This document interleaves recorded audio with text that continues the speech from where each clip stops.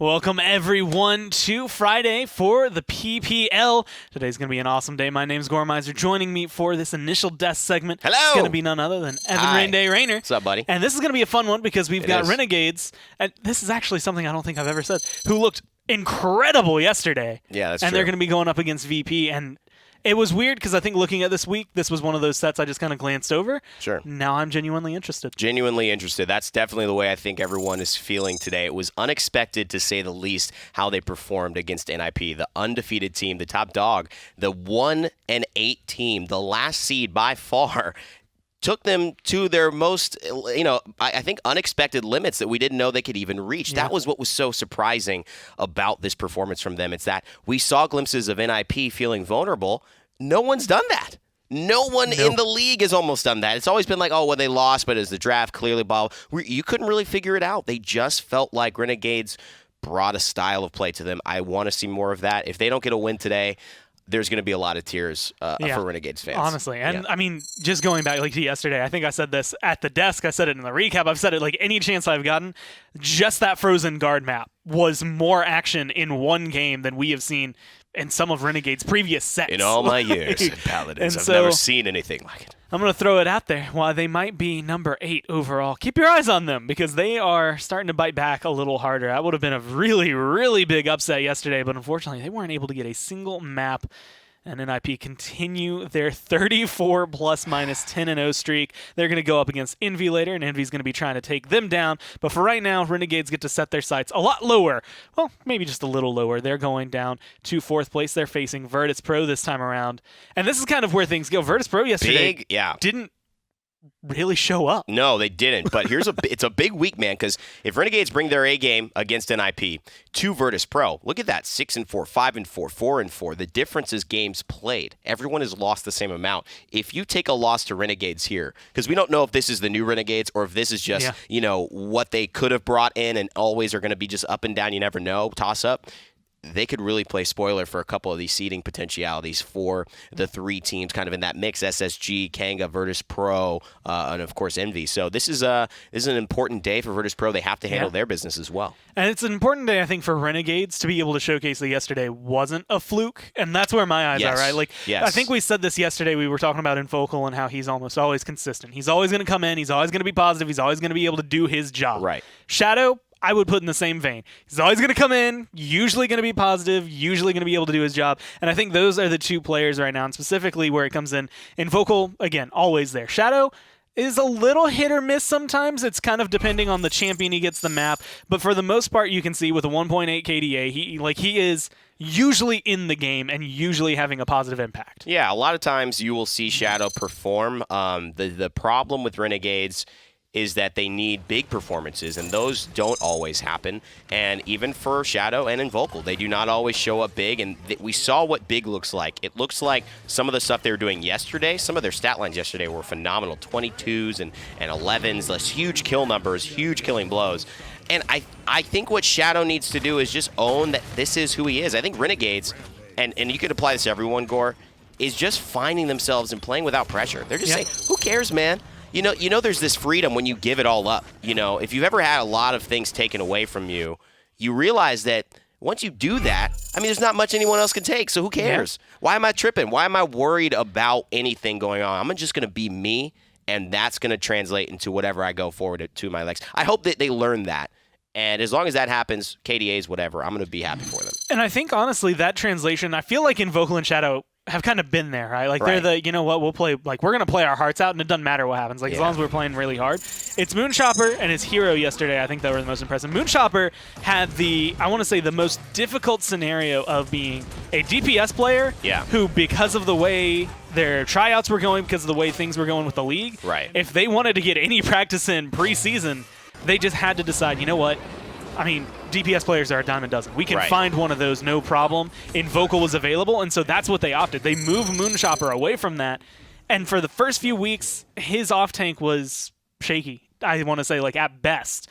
Yesterday, at best. It was pretty solid, and with the way Hero was playing, that's what you need. If Hero is going to have that performance that he had yesterday, Moonchopper can just be solid. He doesn't have to be great. He doesn't have to outperform anybody. He just has to play the role the right way. Yeah, and that's a great coverage of Moonchopper. And I want to bring up a bigger picture of what's up with Renegades, because some people are saying, man, I hope that they figure it out. I hope that they get their hands on the wheel and really drive this car home.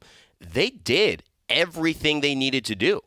3-3 against NIP, that's about everything you need to do. Oh, yeah. What happened was, and this is a very hard thing, and you watch the NBA Finals, you watch the final of the Champions League, wherever it is, it's different when you have the ball in your hands and everyone is waiting for you to score. And if you don't, you lose. If you do, you win. That's a different feeling. And on those 3 threes, they needed to make plays. It was just make the same plays you've been making, but make them then. And they didn't, and that was what was crushing. They had little mistakes. If they just get that and they say, okay, we kind of missed all of our shot. We airballed in that moment. Now we're ready when those 3 threes come up to actually step up and make the play. I mean, and that's, you watch Frozen Guard again. Everything except that last round is phenomenal. It's 78%, I think they missed a kill on an overpower quickly. And it's like they missed the kill. Wrong prioritization. They don't get the zone they wanted to. Invocal dies too early. And this is interesting because we're going to be able to talk to them, Gore. I'm very excited to hear what their thoughts after that. And we actually do have Powtech conveniently standing by for this. Oh, no I way. want to know what his thoughts are as well, because yesterday's NIP set was awesome. So let's see what he has to say about VirtusPro today.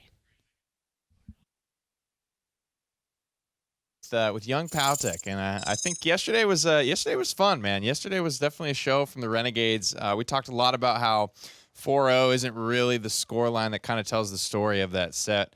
We went into that set yesterday and talked to you guys about changing up a drafter, changing up sort of maybe play styles and things like that.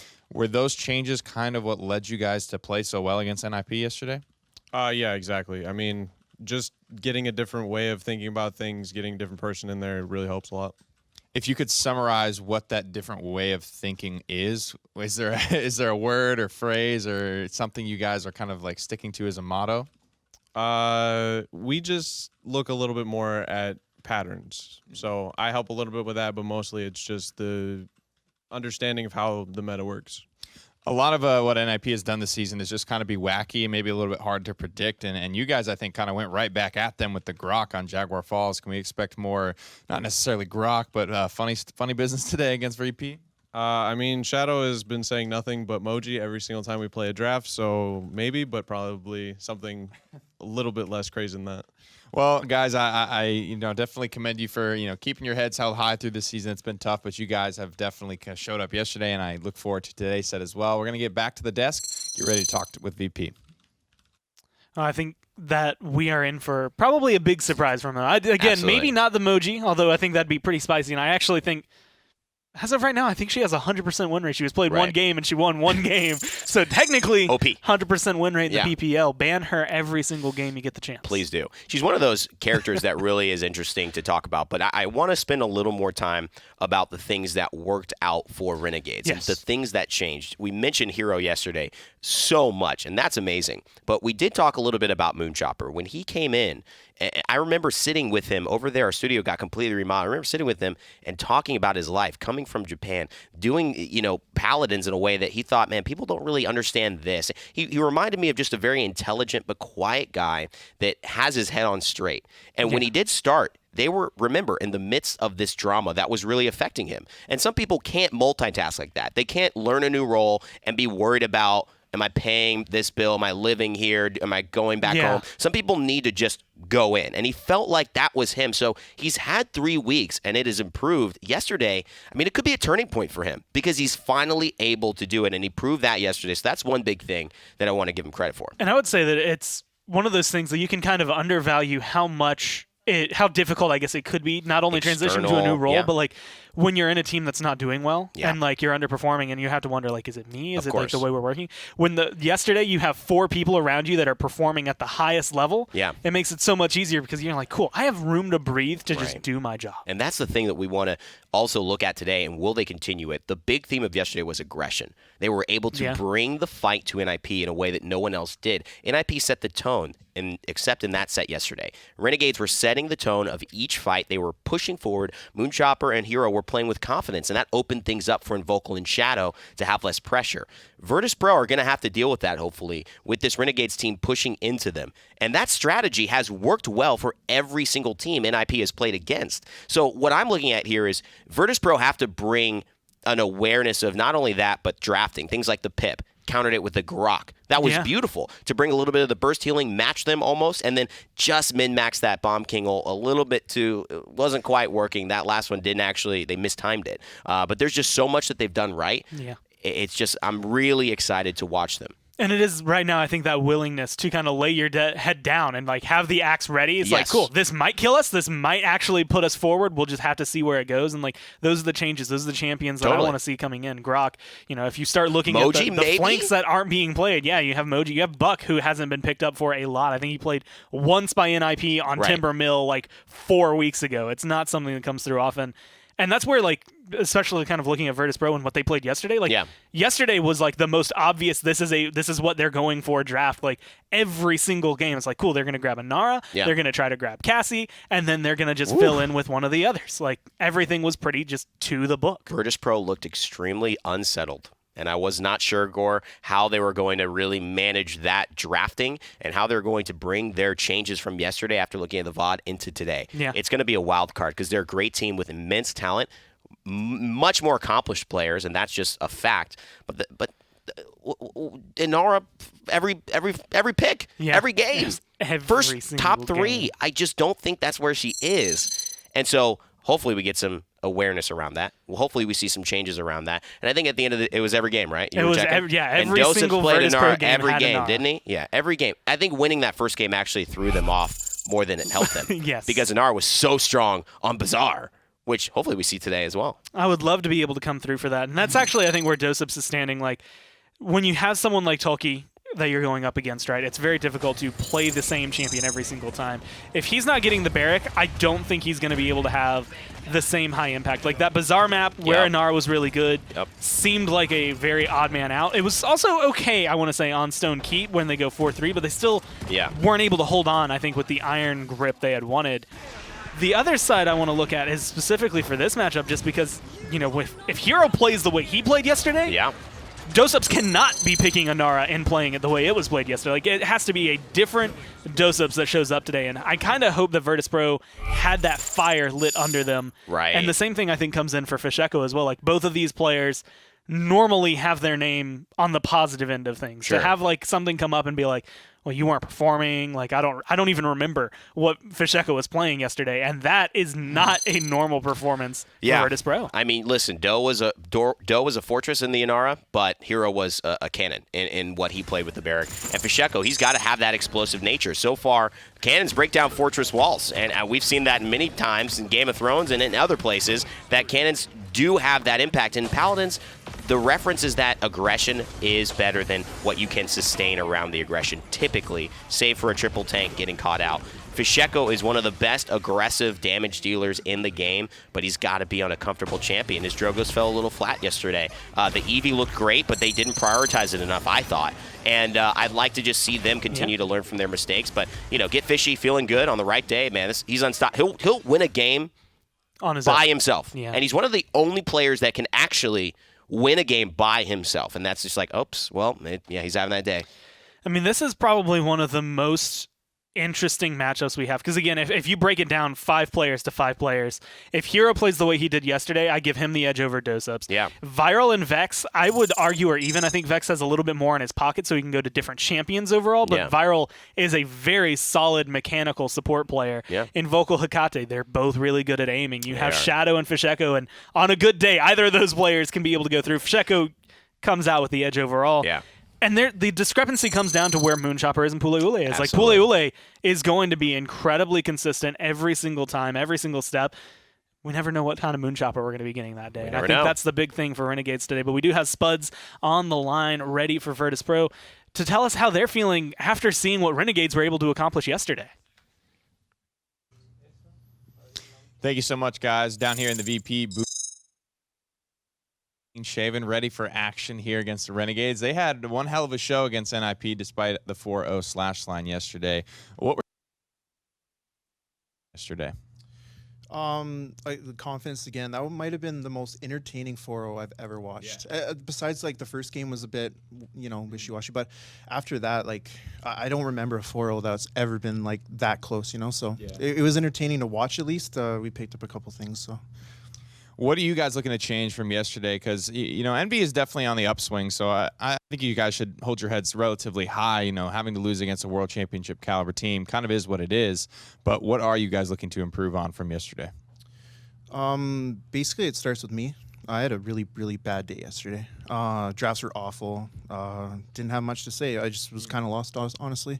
Once the top kind of falls, it's really hard after that. So I'm looking to improve. I'm looking to have a bounce back day, and then hopefully everyone else kind of falls in.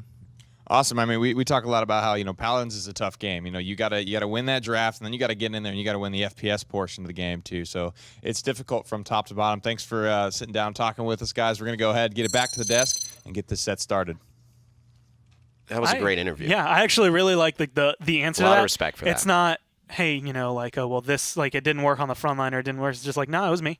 And that's I think the hardest thing, especially in a coaching role or anything like that. Like that's what you need, someone who's willing to be able to be like, that was my fault. We critique a lot of these things. It's not a fun job sometimes to say this doesn't work, but at least getting evidence around why we sometimes think they have this crazy. Sometimes you just have a bad day. Yeah. Sometimes you just don't hit your shot. Sometimes you just draft poorly. You didn't wake up well enough and you're just kind of groggy. That happens. So human error is a part of everything going on planet Earth. So we all have to understand that.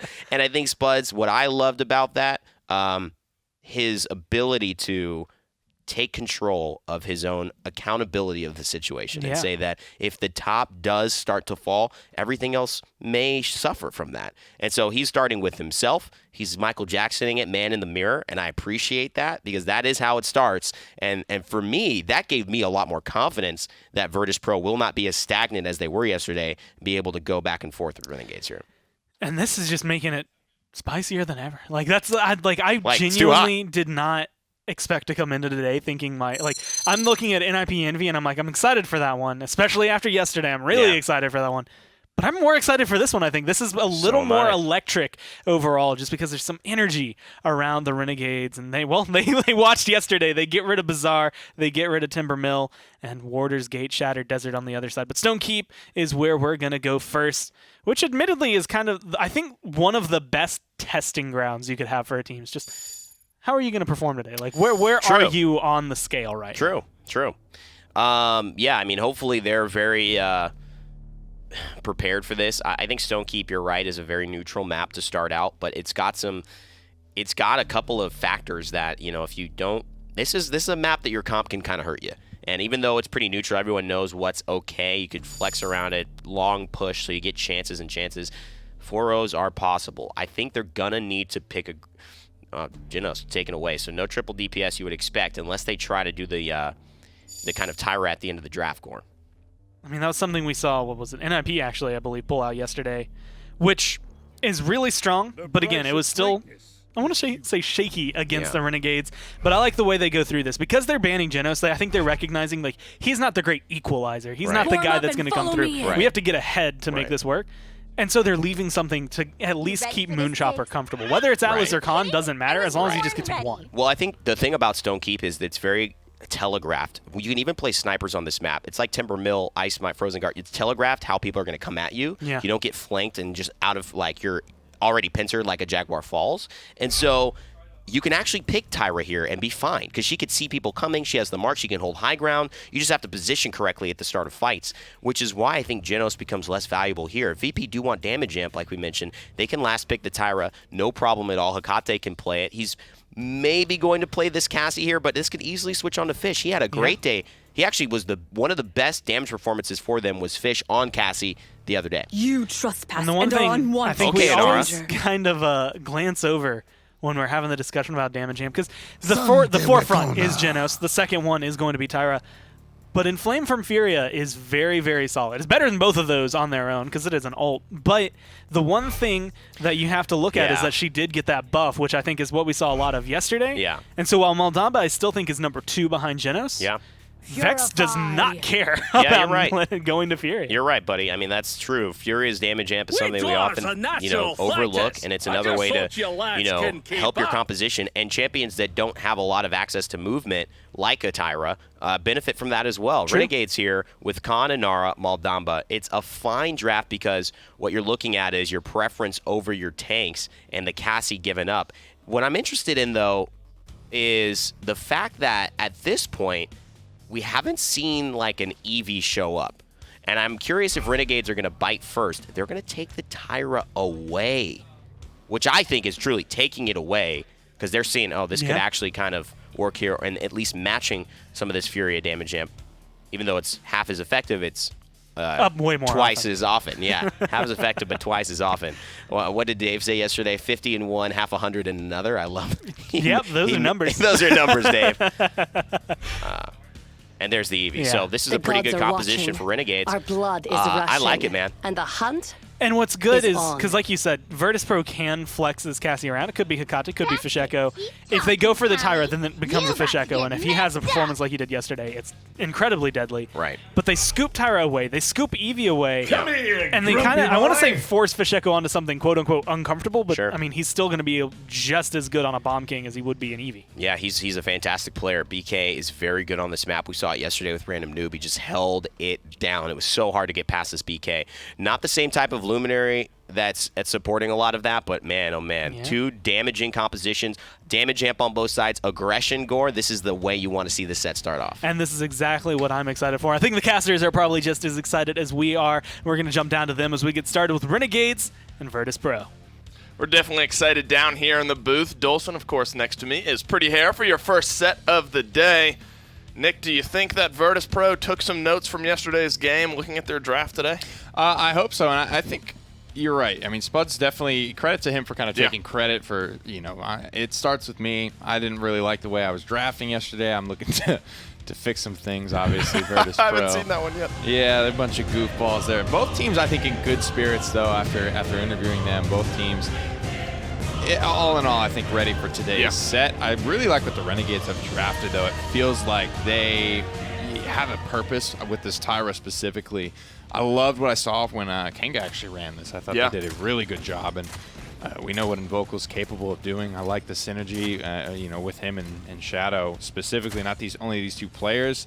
These guys can really go off, but now that they're playing Tyra and Eevee, that's a very nice combo that plays well off of each other in-game as well. Agreed. And yesterday the Renegades not only played well, but their drafts were all pretty clean yesterday, especially against NIP. Of course, as a little bit of a recap, they did lose 4-0, but they looked pretty good while doing it.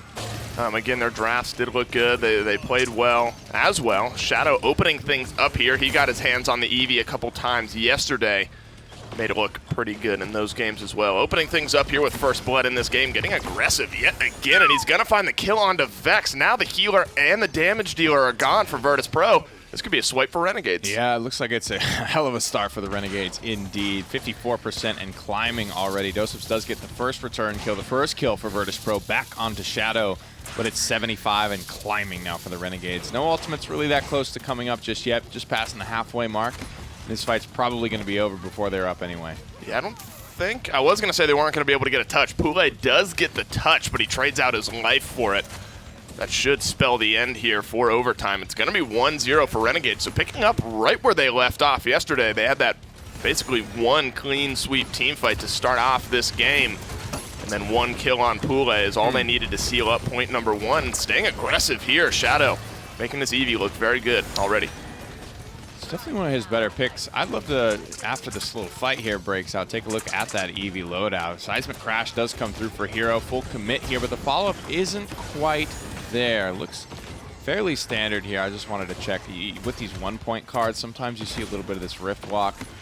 He looked a little slow on the sword, but he's still running that standard 3-point there. Just double-checking kind of for my own conscience. But Eevee is a big pick in this set, obviously with Fisheko and Shadow. I would say it's probably the #1 comfort pick for both of them. Right now, Renegades showing no fear in their eyes as they gas pedal around this final corner. It's going to be dangerous anytime Shadow gets his hands on the Winter Witch, and it pays off right now. It's a 4v5 in favor of Renegades. Spawn does come back through now. Barrack back on the map, so The one pick maybe just moves the payload a little bit forward, not going through just as of yet. Viral had some big plays yesterday as well on this Damba, some big stuns on Jaguar Falls. Didn't pan out in their favor, but I think he was one of the big players on Renegades that felt really good about his performance yesterday, despite being on the losing end of things. And I think that's important. You got to take the good with the bad. And at least starting off here with a minute left on this push, it looks like the Renegades have taken the good from their sets yesterday. Just waiting around for that pick, you can see the payload is basically stalled here. A couple of ultimates maybe about to let fly. Ice Storm up on the high ground, but nobody dies off the back of it. Looking for that Tyra mark, looking for Eevee to commit onto that mark, and look, that's probably how the win condition, that's how the kill happens. Hero from long range with the Inara Spear. Yeah, wow. That's exactly what Renegades needed. Now can they capitalize on it with a 4v5 advantage, the one being down, of course, being Bomb King. Unfortunately, Hero gets traded out immediately, so it's going to be a 4v4. Respawn advantage, of course, in Virtus.Pro's side, with them being so close to the spawn here. And they used not too many ultimates, but Crossfire, Ice Storm, Seismic Crash, all down. Virtus.Pro, of course, would like to be able to defend this one without using any of their ultimates to be able to go into the next mid-fight. 5 ultimates strong here. One pick might be enough for them here. One onto Shadow is exactly what you're looking for to start this off here. Yeah. Hero just dancing around in the healing puddle. But another kill from Hecate. That'll seal it. 1-1 here. Virtus.Pro answers back with a big defense. And the Dread Serpent was used there as well from Viral. So the Renegades maybe smelled like something was cooking. Maybe we can get it going there. They went to the high ground with their ults, the Ice Storm, as well as that Dread Serpent. So multiple attempts there to get that one through based on that type of play. Big connections on Doseps, though, early on. A lot of Stone Keep, especially these early mid-fights, are decided kind of like who goes where. Like, is it going to be this just 5-on-5 clash for the high ground? Could be a 5-on-5 clash for what the low ground or that little cathedral where you saw Shadow playing out of. And sometimes it's 2 ships in the night. One team goes high, one team goes low, and then they have to sort of fight across the map. When you're fighting across the map like that, it is more, nature poke. You have the line of sights to play with.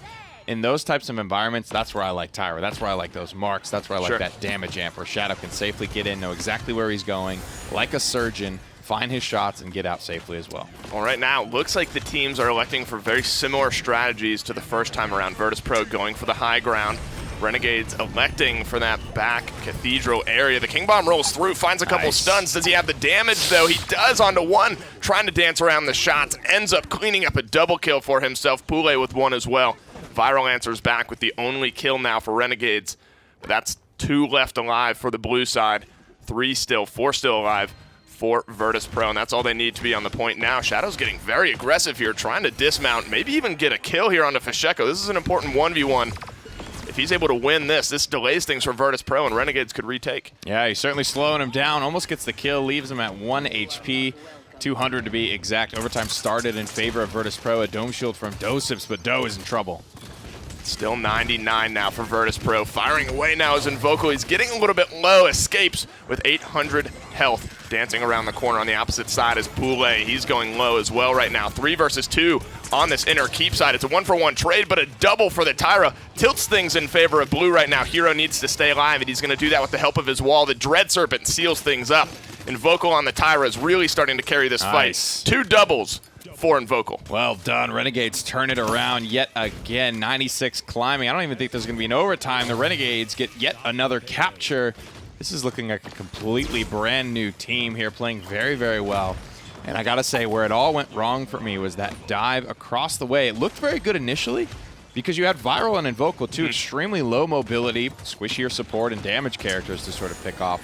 But Shadow was flying around in there, and they were really, really concerned about getting that kill on the Shadow. They did, but Dave, it costed them too much. When you play against Eevee and she sits there in that ice block, that is 3 full seconds of PPL level play and pressure that you're just staring at an ice block.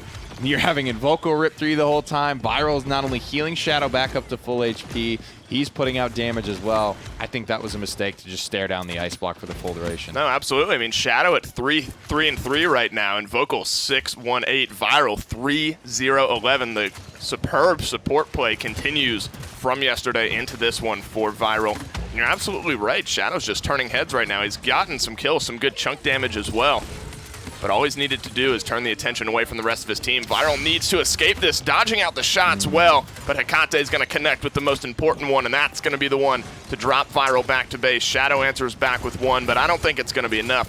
Virtus.Pro with a minute left here, stand firm on the defense, and Renegades are just going to peel back, regroup, and give it another go. That's just the lack of pressure from the Renegades up on this high ground. Right where this hallway where you're seeing Fish and Shadow kind of stare down at each other. This is such an important part of the offense/defense, depending on what perspective you're watching from. And there, Hecate just gets full control of it. He is out shooting the Renegades in the back of the head. He's not even being looked at, just essentially free casting with big game Cassie. It's just a recipe for disaster, and the defense is absolutely going to hold like that. But plenty of time, plenty of ultimates to work with, and I'm hearing a Dread Serpent come out. This is eerily similar to last time around where Renegades are throwing everything at the wall with about 30 seconds left, and Virtus.Pro are trying not to use as much as they can, but they might need to as the kills are starting off in favor of blue right now. Fasheko just standing up on the high ground, trying to find some damage. The more time he can waste, the respawn's coming back. Ooh, good stun from Viral. He does it again. Cleans up Fasheko. This could be a push. Invocal finds one on Apule. The healing is gone for 5 more seconds. They just need to break through this shield. They need to clean up Vex. They need to clean up Dosups, and they're going to do just that. It looks like the Renegades might be able to push it in. There it is. It's really, really rough for Virtus.Pro, and they are unable to hold. But they use no ultimates for that defense, and that's a smart call. It's basically cutting their losses. They get to maintain all those resources and say, not only do we have comeback mechanic, but we have a heavy, heavy ultimate advantage going into the next round. And this is that moment. You know, they're staring at this ice block, and like I said, they do get that kill, but Invoco's able to just shoot in the back of their heads for free. This guy's great under pressure. When you allow him to shoot for free, I mean, forget about it. He's gonna win that. It's interesting. What are your thoughts on Virtus.Pro? And we've seen this 2 out of 2 mid fights now, where Virtus.Pro sort of elect to go up to the high ground, and Renegades have seemed okay just to stay low and behind the point and try to fight their way back into it.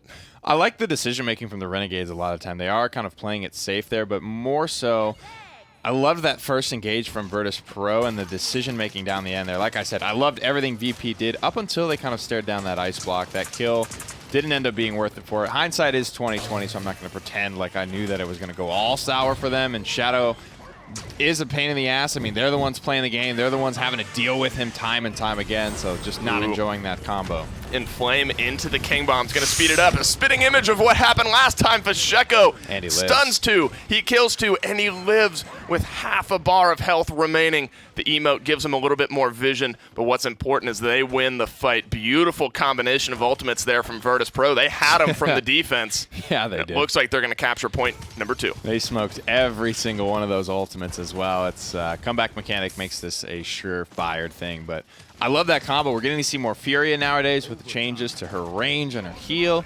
People are starting to play her in the way that she was first played when she's initially released with the Cherish talent. This is fun for a couple of reasons. She's got a very interesting ultimate. Damage amp is very important. It's a very potent damage amp that affects not just your auto attacks, if I'm correct, and will affect everything like your ultimates, your other abilities, things of that nature, but does give you that movement speed like you mentioned. And the important thing for that King Bomb combo, you need the movement speed before you actually transform into the bomb itself and start to roll out, because it scales off of your movement speed at the time of the cast going off. So the fact that Furia buff lasts so long means you can still preempt the King Bomb, and Fasheko is going to have that bonus damage when he comes out of his own King Bomb to be an even more potent follow-up. Is that maybe what we saw? Yeah, I remember there was one combo that he tried to do. I totally forgot my point. Just runs right around the corner. Get out of my face. Do a Fasheko bomb straight to the dome. They're just fighting to get back to the payload right now, and they're likely coming back. There's something so such toxic a funny interaction about that sound, like the thud of the sticky bomb, and uh-oh. Something about that. Shadow wasn't expecting it. Unfortunately, it spells death for Shadow. Back to base he goes. Finally moving forward now is the payload, though. Minute and 15 still on the clock. Virtus.Pro with a game to tie here. Renegades just trying to extend things out. Looks like Overpower was used but didn't connect. That's definitely big here for Moonchopper. With a minute left, would have just bought them a little bit of time. He's going to have some time to charge it back up, already to 43%. So you imagine by the end of the round or early next round, that'll be ready to go. So the timing, not too bad in my eyes on that one. Ooh. Now it's just about buying time. Finding a pick maybe would certainly help out this defense, and that is exactly what you need, exactly who you want to find a pick onto. Fasheko now out of this fight for another 5 seconds. That's the majority of their kind of high ground contest at the moment. Bomb King's so good around corners and through that doorway, most importantly. But Shadow's done a good job kind of, you can see, like you said, turning heads, making sure that Fishy doesn't always know quite where he's at. He kind of gets lost in the sauce there, and Moonchopper is able to sort of sneak up on him and get that last couple of shots. Moonchopper's ult is getting very, very close to being fully charged again, and it's a critical part of this defense. The just complete, almost control-alt-delete functionality at this point in the push for Stonekeep. As you can see, there's so much kill volume off to the left side of Dosem's perspective right now. And they might not even need it. They're going to elect to just charge the ultimates, find a couple picks, and honestly, Nick, it's been not necessarily the fault of Fasheko, but good priority on the side of Renegades to the defensive stand there. They picked off Fasheko twice, and that was all they needed to find the defense. One with about 30 seconds left, and then there, yet again, Fasheko's the first to go down. And it holds true there for Renegades. It's so funny. So it's not like copious, disgusting amounts of speed It's like still we saw funny, though. yesterday, but it is still plenty to get Fasheko where he needs to go. Faster than you're used to. That's the big thing, is like muscle memory in a game like Paladins. You're just not used to certain things ripping across the map this quick. And like we said, look at how long this buff lasts. Anytime you see that sort of little VFX up at the top of his screen, he's still damage amped. He's still that much more dangerous than Bomb King already is at base. I mean, he's had a tough go of things. 9, 10, and 6 on the Bomb King. He's done good damage, of course. Good for top 3 in the game.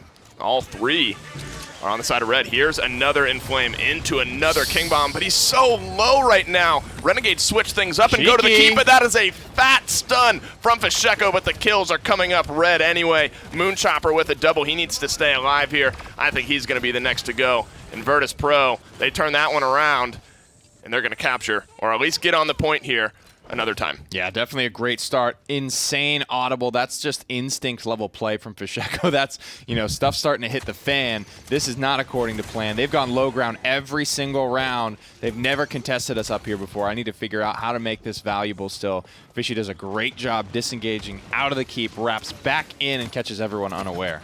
And Hero's here for the attempted overtime touch. He gets it, but he trades out his life instead. The kills are all going to be red right now.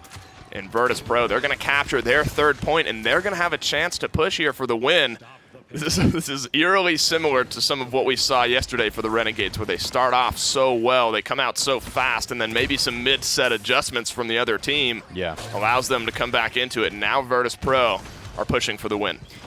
You know, when you see Eevee locked in as late in the draft as she was, you almost have to say, you've got to have a plan for this. You've got to be expecting this if you're Virtus.Pro. I mean, we've got 2 of the biggest, brightest Eevee players in the league in this set. There's no way this pick goes 9th, 10th all day long. There has to be some nice shot there from Shadow.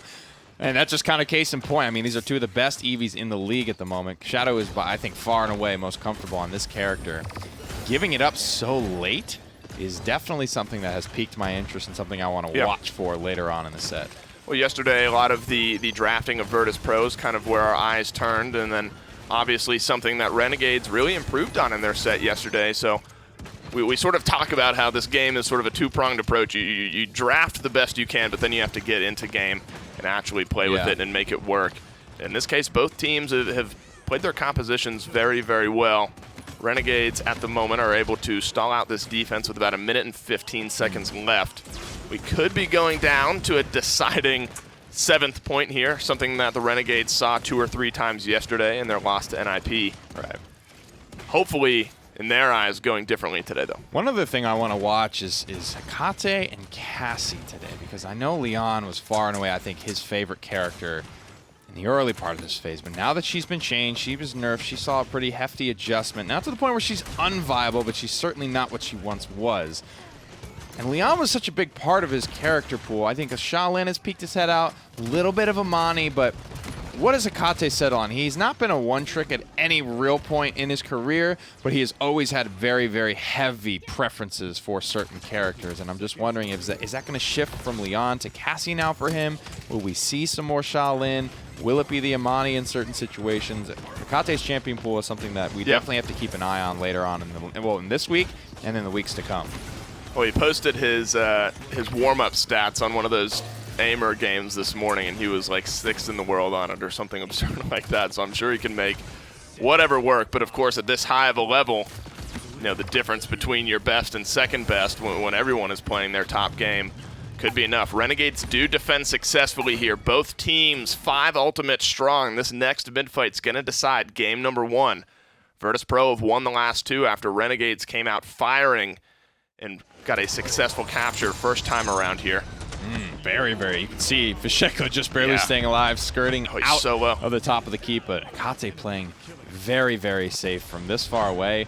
Plugs out, makes a nice rotation in later on. I was almost scared that they were going to let Viral kind of squeak out here. Normally with the healer that low, I was very curious as to why Pule chose to continue to focus Moonchopper. Maybe to keep him cauterized. Maybe he knew Akate was rotating in there, but Akate's had a good game. Top of the damage charts, 10-5. Played it very, very safe. Kind of done his job.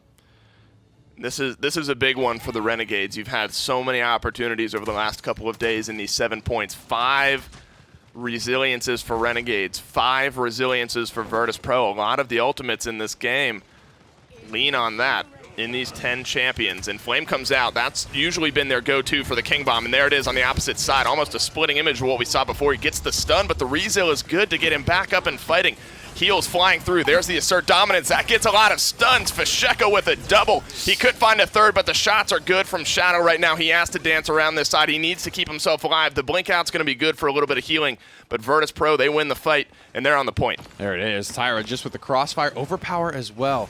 Moonchopper might use this to be sort of the icebreaker to get him and his team back onto this objective, but he missed it, Dave, back to 30%. You can see that's the telltale sign. That's a huge ultimate. That is tough. I mean, that is usually a guaranteed kill trigger right now, and they've actually fought themselves back in very well. This 1v1 is huge. Fasheko gets the better of it. Moonchopper and Hero are able to trade out, though. They bail out Shadow after losing that 1v1. The frontliners are coming up big, and the Renegades are the ones on the point now, 63%. And they have a pretty good hold on the high ground over the opposite side. Dosup's just trying to poke out while his teammates respawn and come back. Honestly, man, this is going to be a race to the next wave of ultimates. Whoever gets those up first. Big pick there. Bigger stun, though. Shuts it down for a little while. Dosups gets back onto the objective, and VP are back in control. Viral has been playing lights out up to this point. You got to watch out for Fasheko. The Bomb King is just teeing off in the background. Shadow and Invoco are trading in and out, but the Bomb King's starting to come up huge. That could be all they need. 81% now. Hero needs to survive this onslaught and get in and get a touch. He's able to do it, and that just delays things out, allows his team to get back into it, but he falls. The Inara is gone. Shadow still blinking around on the Eevee, being a thorn in the side, but here's the Inflame. Here's your second round of ultimates. King Bomb all sped up. That's going to be good onto Moonchopper. Viral has to slither out. If this is going to be a kill, Virtus.Pro are going to seal it up, and it looks like they have. Slow and steady wins the race. They've been continuing to get kills, continuing to charge those ultimates. Chopper was never able to recharge the overpower here. The last couple of kills coming through for Virtus.Pro. Hero gives it all he has. Moonchopper, one last battle shout. He's actually going to get back on there. One more overtime. We're going to keep doing this dance until the fat lady sings, and there she goes. She's howling in the background. Virtus.Pro with a close call, 4-3 win over Renegades. That's tough for the boys in the red jerseys here. You can see shoulder pats coming through. They're still fighting, though. I mean, this is the Renegades. No, I didn't catch it. Down at the end there, Moonchopper, like visibly, I think the most upset there. It's a tough ultimate to miss. Overpower there down the stretch. That was the perfect ultimate to sort of get that take back rolling. Yep. And I think that's why Hero goes down the line to comfort specifically Moonchopper. No, that's good, having each other's backs. I think yesterday was important. We saw this actually with Envy and some other teams throughout the split, where even if you lose, putting in a really good performance a lot of the time is enough to still mesh the team together. And we saw a little bit of that yesterday from the Renegades, and they came out looking really good today against our 4th place team in Virtus.Pro. Send it back to the desk and hear their thoughts on game number 1.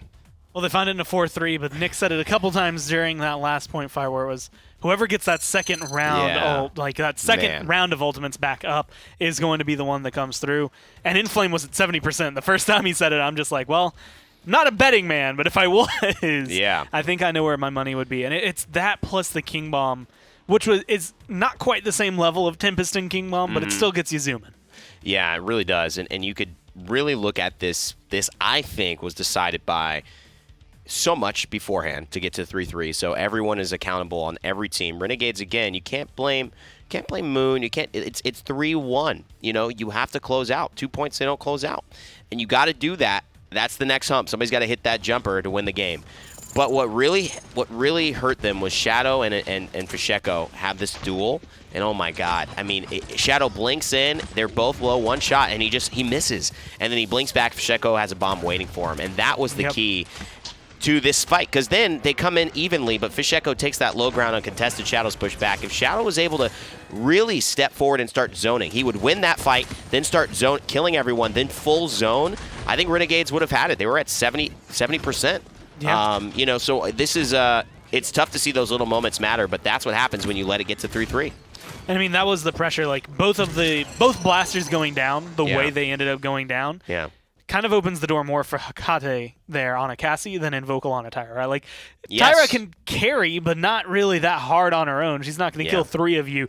Cassie can roll up and just blop, blop, blop. Everyone's down, and you are perfectly fine. Right. And I think that's where the difference that came down really was. And, of course, they were mentioning it, and it seems like Moonchopper's still kind of taking it a little more to heart than anything. And that emotion right there is more than anything in-game could tell you, because that impacts what the next map can look like. You just can't take it too seriously, but you have to know that you're doing the right things. You have to brush it off, man. I mean, there's a lot of shots that you miss. There's a lot of overpowers that you will miss in your career. Diggy missed 2 of them yesterday against the Renegades. Yeah. And then he hit the 3rd, man. And, you know, he hit that one on Frog Isle that made up for all the ones that he missed. You know, the one where Evie blinked in and then he caught her.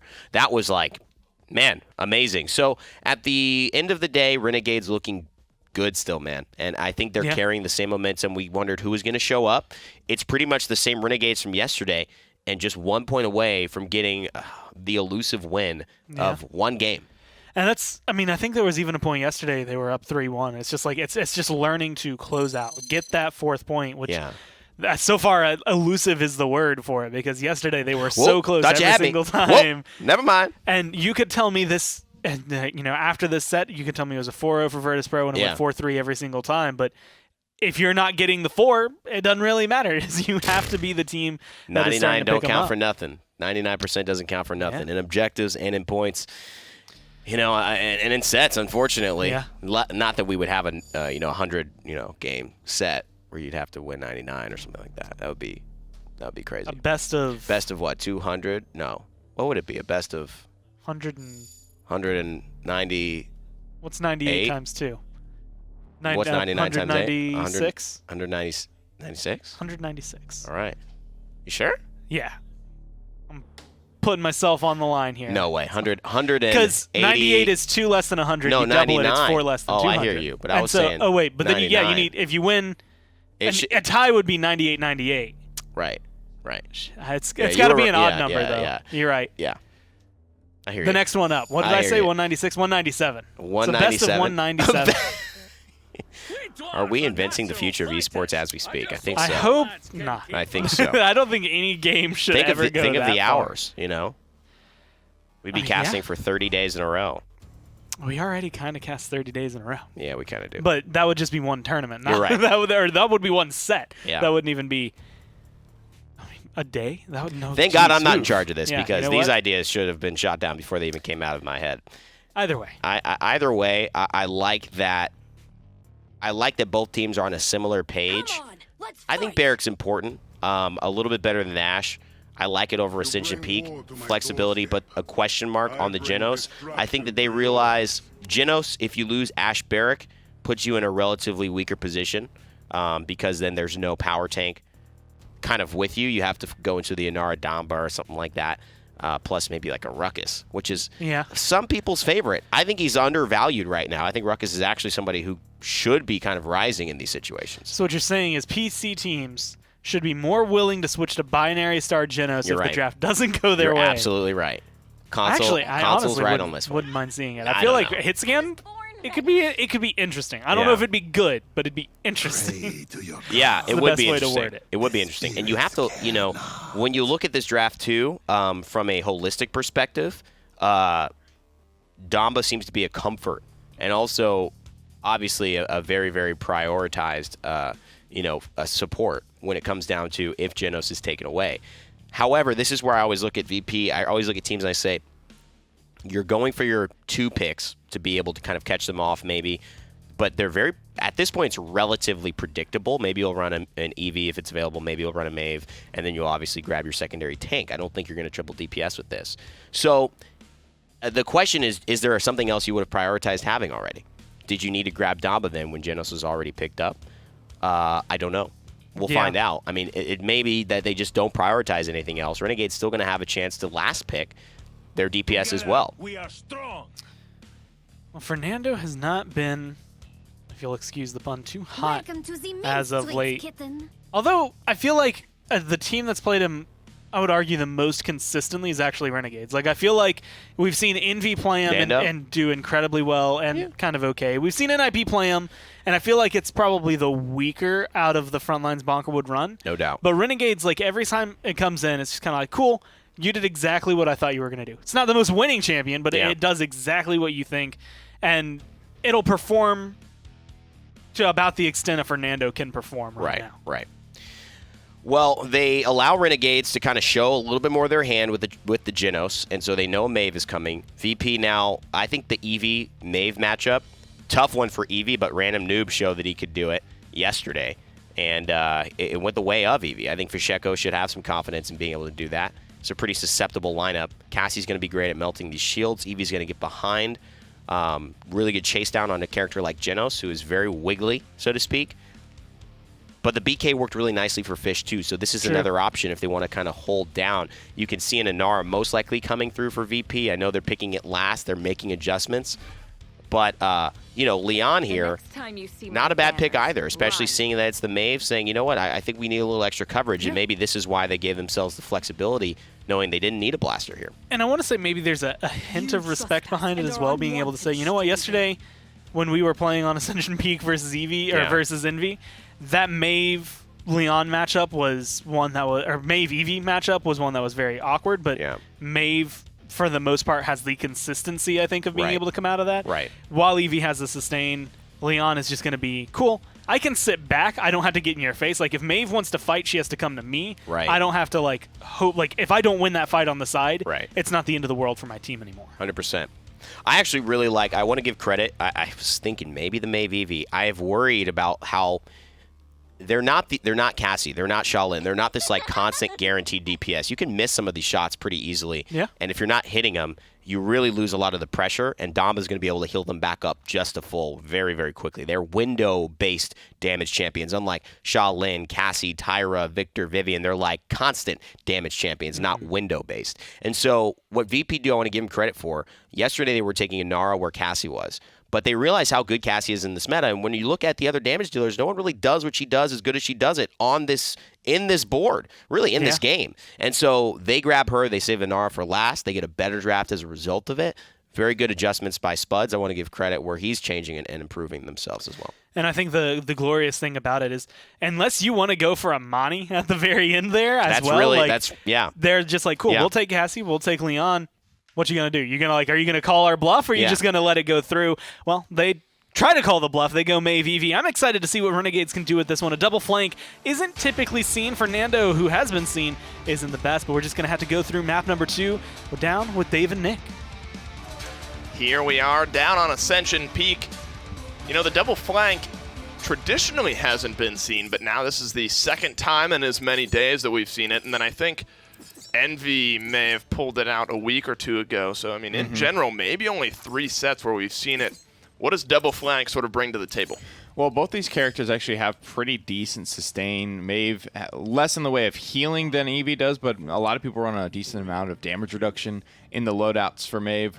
One thing that they also bring is a great teamfight ultimate. Obviously, the Ice Storm is very difficult to mitigate through resilience, while the Mave Midnight is more impactful on the onset of the game. It will fall off harder once resilience comes online. And a lot of the job as well, just and to of make... course, Scout. And of course, Scout. And just going to try to make life difficult here, and they're getting so aggressive. Fisheko's able to dance around the corner and find a double kill here. Just pokes around. Moonchopper and Invocal deleted off of the map. Hero's able to answer back. Renegades are fighting from the point, though, so they have a small lead. But Virtus.Pro, they're getting the kills. They're fighting right back, and now they're in control. That was surprising from Invocal. It was. I mean, he really went for that. I was like, I don't know about this one, man. Vex is behind like 2 teammates right now. Pretty sure he's got some great damage reduction rolling in this Damba loadout. There's one card, I think it's called Possession. When you are actively healing a teammate, you get some good damage reduction rolling on yourself, and he's got that rolling at level 4. Just stuck out to me, like normally those Mave daggers hit for 500 plus, and already I was like, damn, he's really not taking that much damage. So Damba can be kind of pesky, tricky to take down at times. I think this is another one of those good sort of two-pronged picks in that, I mean, the Renegades will be happy to have Genos because he's arguably the stronger healer right now, but getting Viral off of the Damba as well, a champion that he's been dangerous with over the last couple of days. True. Virtus.Pro starting to hit on all cylinders right now after a bit of a slower start in Game 1 by many standards. 3 kills in this one. 5 strong for Virtus.Pro, 99% on the point. Moonchopper's just trying to stay alive, just trying to delay. The shoulder bash is going to be good just to buy some time. The stun is good, though. The Dread Serpent came through. Virtus.Pro didn't need it, though. 1-0 VP. I like this Leon pickup into the double flank, and it kind of goes both ways. I was a little surprised that the Renegades wanted to run double flank into Leon. At the same time, maybe it's a little bit of just calling the bluff. It's like, are they still going to pick this thing? Are they? You know, Envy didn't do so great with it yesterday. Is Akate still comfortable enough to run Leon? The answer, I think, from Akate is obviously yes. He's playing it now. And like I said, he's always had a very, not a one trick, but a very, very heavy preference as to what character he likes at the moment. And excited, we only have seen Leon maybe a couple of times. That's a good knockback out of the ring, but able to get right back into it is Moonchopper, Pule, Hero, each trading back one. Back and forth, I should say, and Vocal firing away, staying alive a little bit longer this time than he did last time. Has to dash out for a little extra healing. Of course, the Luminary buff is going to be good for some healing as well. Pule, though, starting to hit really hard on this barrack. 4 streaked out members of Virtus.Pro. Only Hecate has gone down here in recent memory. No. Shadow, Ice Storm with a blast shot combined for one onto Fasheko. That might be the space that Renegades needs to start off this defense. This payload's getting dangerously close, Nick. Healing is coming through in a big way for Virtus.Pro. They have ultimates to work with. CC ultimates in the early game, and this round number 1 are going to be very, very potent. I wouldn't be surprised if Virtus.Pro pulled the trigger on a couple to get this one through. None for the Renegades. 4 for Virtus.Pro. The tools are there. They might not even need it. Usually it's whether or not a team can find a quick pick, give themselves a numbers advantage first before they even need to start using their ultimates. But the closer this payload gets, the more things tilt in Virtus.Pro's favor if they start to get a couple kills rolling in their favor. Hero's going dangerously low right now. I did hear a Dread Serpent come out. That's going to be good for a kill onto Shadow. Getting rid of the Eevee is so huge, as well as the frontliner. Little column A, little column B, all of them headed back to base regardless of what column they're in. Virtus.Pro 2-0. And they're looking a lot better than they did on Stonekeep. There are the finger guns from Hecate. A lot of comfort, I think, for Fasheko, probably on the most strange character. Cassie is something he played a little bit yesterday, something he's played just as a result of needing to play it this season. I think he's an incredible player that can pull it off, but I think everyone else being on these super comfort picks is really what's helping Virtus.Pro get rolling here. Map control was great from Pule Ule as well as Vex. You know, you can only let Shadow blink in so many times on you before you just hit him with the fear. Vex probably called that out. Next time he blinks in, I'm fearing him because the follow-up was there, and Snappy too, so he went down very, very quickly. Shadow got taken out of the fight, and then it was kind of all history from there. Look at that. 5 resiliences right off the bat here for Virtus.Pro. Consider there's lots of ultimates. Just wide goes the ultimate there from Viral. That's good. It's not necessarily detrimental to the team fight. Helpful to start things off on the right foot, but not necessarily game-changing. A bit of a flank now coming out for the Renegades. They could pinch in here, but they sniff it out. Shadow gets sent back to base with a double kill from Hecate's Leon here, and Vocal is probably not going to be alive much longer. Wow. He's not, as Pule cleans that one up. They tried a cheeky flank, the Renegades did, but Virtus.Pro sniffed it out and snuffed it out, and now they're back on the point. Take a look at this Cassie loadout here for Fasheko, see what he runs. Like I mentioned, he doesn't play a ton of this character. And I wanted to see as well, is he going to be running the Impulse style, the Blast Shot supplemental damage and cooldown, or the big game there, the 1200 answers the question. He wants to ring the bells of these front lines, which tells me Hecate is probably likely to be focused on these flanks. And I think that makes a lot of sense. We've talked a lot about, you know, Leon has auto-aim abilities. Yes, shots. He's flexing his Kovac score before the games every day, but at the end of the day, Pressure's a thing. Sometimes you miss. Leon has 2 auto-aim abilities that can really punish these high-mobility flankers. Oh my, Fasheko's dealing with the frontliners while the Leon is dealing with the backliners. Fishy with 3 in this fight now. Overtime is ticking away in favor of Virtus.Pro, and the kills are coming up in favor of Virtus.Pro as well. The Ice Storm from Shadow, or I should say the Ice Block, excuse me, from Shadow, keeps him alive a little bit longer, but it's now 3-0 Virtus.Pro. The question becomes now for Renegades, you've held up so long. Yesterday you had so many long games. At what point do you either sort of jump that hurdle and win yourself a map, or when does it become too much? As of right now, it looks like Virtus.Pro are pushing for a 4-0 though.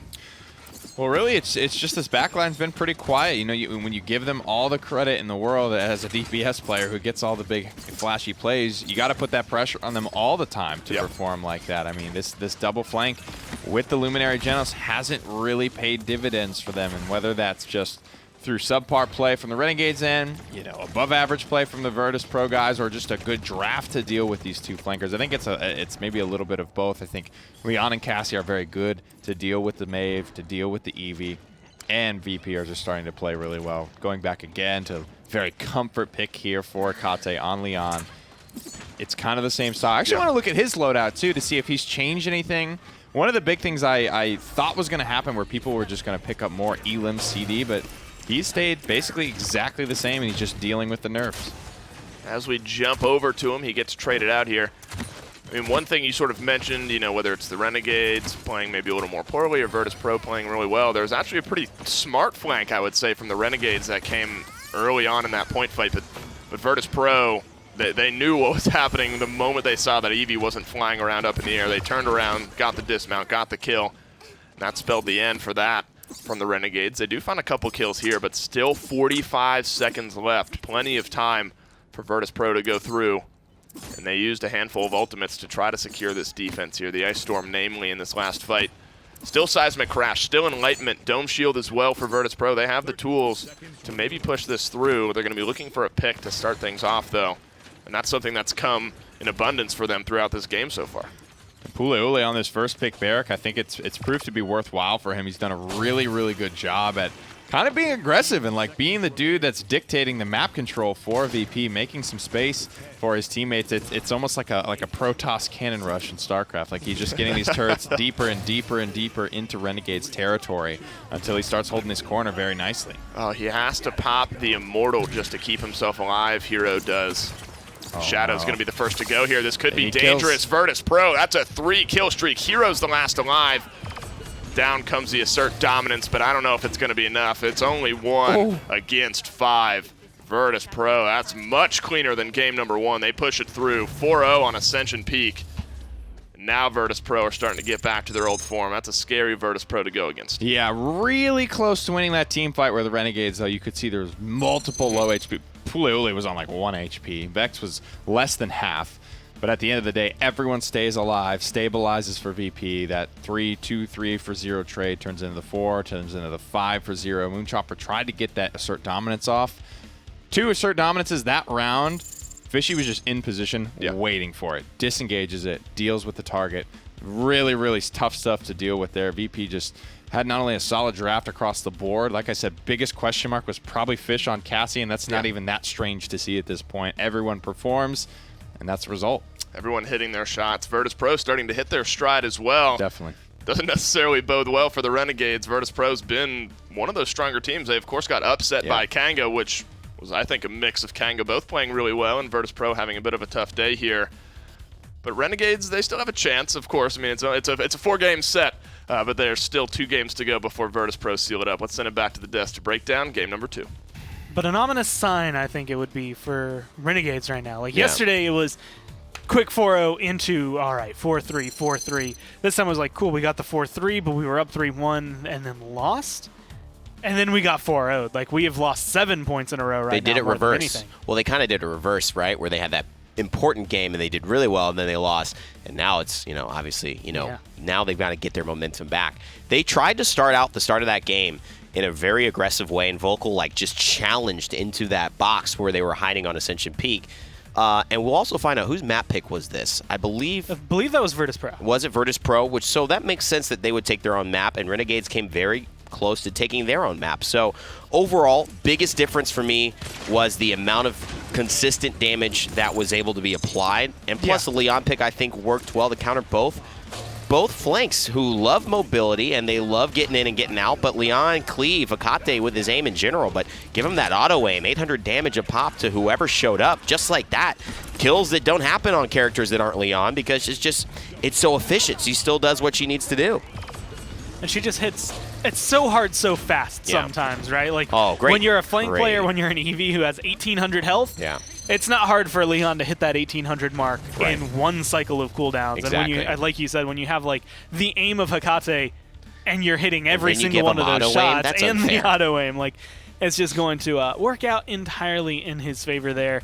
And so that one feels much more kind of like you had said going into that set or into that map, which was you heard when we did the interview with the coach, Spud said, yesterday was on me. I was drafting poorly. Like, that's my bad.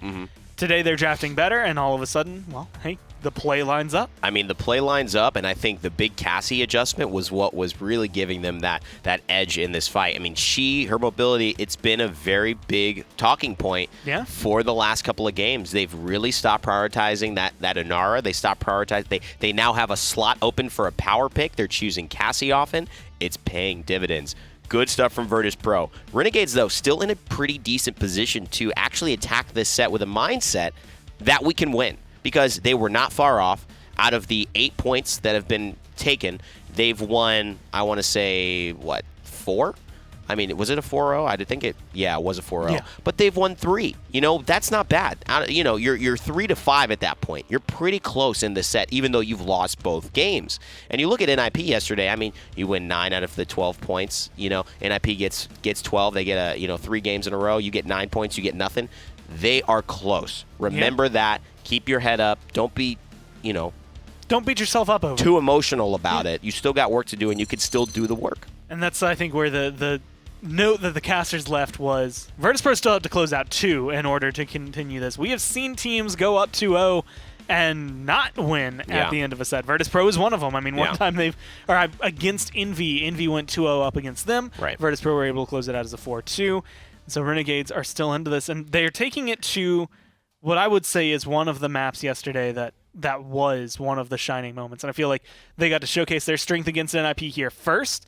And that's where they kind of like dug their feet into the ground and they were like, all right, we're not going to budge. Yeah. We're going to keep pushing back as hard as we can. Yeah, no, it's going to be interesting to see how this is at. We really only had that first game where Khan was, I believe, available. And then other than that, we haven't seen Atlas at all. He's been in the ban column.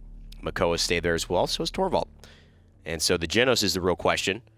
VP in that driver's seat, really in the 2 pick because, Renegades, they ban Genos. They could ban something else, leave some power picks open like the Khan. But they're going to ban the Genos here. And then obviously this would look like it's going to be a Torvald ban unless Virtus.Pro kind of want to play with fire here. Because they could open up, again, the option to go Torvald something. Yeah.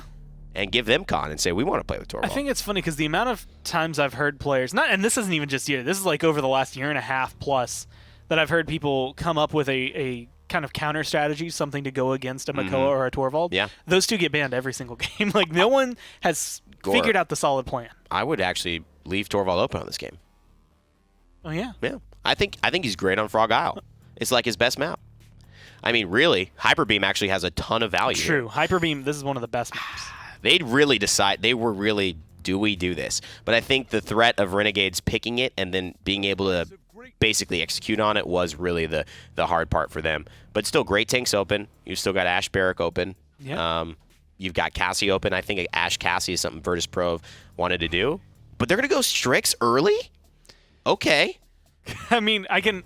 Okay. Flashbacks to yesterday, they pick it, Hekate dabs, and then they proceed to lose the game?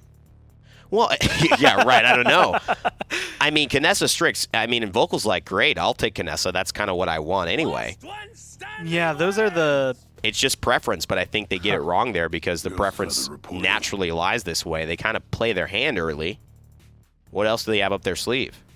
It's also kind of questionable because I feel like we mentioned this, the last couple of maps, but between Fasheko and Shadow, Eevee's very big. Yeah. And when it comes down to getting rid of snipers on Frog Isle, Eevee's been very big on this map. So unless they have another flank in their mind that can kind of supplement that. I mean, Maeve we've seen kind of on the rise. I just feel like they might be leaving that really wide open, but Hecate seems happy. He always comes back with a smile when he has a sniper. You're right. And I think this is interesting. They're in a pretty interesting... Like, I would have maybe looked at the Cassie here. I know the Maeve is great, but just the amount of damage that she's able to bring, they're playing this map saying, we just want the threat. The Inara here is fine, but it's still, again, there's a lot of things they're fighting for. They're fighting for Damba. Do they even want Damba? Are they fine with Furia? I mean, there's a lot of questions to be answered here. Maybe the priority is just that we like Fury a little more. Who cares if we get Damba or not? But the Maeve clearly is a big deal, and they're going to grab it up.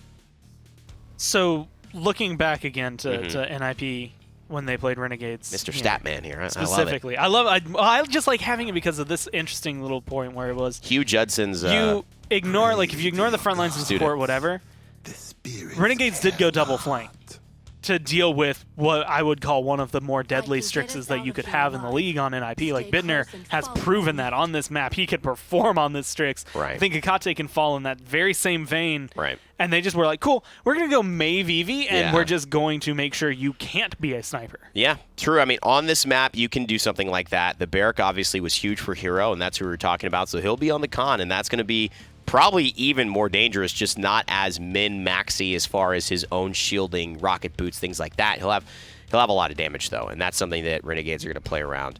The Furia here, obviously the Maldamba taken, so they don't have the choice, but I feel like something they were fine with. And honestly, it's interesting to see her priority rise. Like, you know what, Maldamba, Furia, whatever. It's all good. Yeah. And I think Virtus.Pro here, rounding things out. There's an Eevee available. You've got Fisheko available. What do you want to do? Play defense or offense? That's their question. Looks like offense. Or defense could work. This is the big one. I mean, Eevee, like you said, I mean, Bomb King, I guess, technically. That's you what could I'm go thinking. to, like, a Pip if you really want to go down, like, blaster lines. But, Yeah. like, there's a certain point where you have to draw a fine line in the sand to say, like, you don't cross this one. Well, I think Eevee's probably what they select unless they go Cassie here. You know what? I mean, Fishy doesn't usually play Leon, but I think Eevee Cassie here is fine, and I think it's really good against the Inara. Yeah. It's great poke, and I think the Eevee as well just gives you that person to compete with Maeve, apply pressure onto the Strix, onto the Kinessa, and they're going to have to deal with it. I mean, it's a little easier for Maldamba to try to help, bridge the gap, throw a little stun out there, hit a moving Eevee. Moving Maeve. Furia trying to use a Pyre Strike to basically stun a blinking in Eevee is going to be tough. A little bit more utility on the defensive end, sniper-wise, for Virtus.Pro here. And then you're looking, I want to say, the standard Frog Isle start, where actually was when Renegades ended up kind of faltering. What they didn't do for a majority of that game was send, off-tank +1, go to ramp.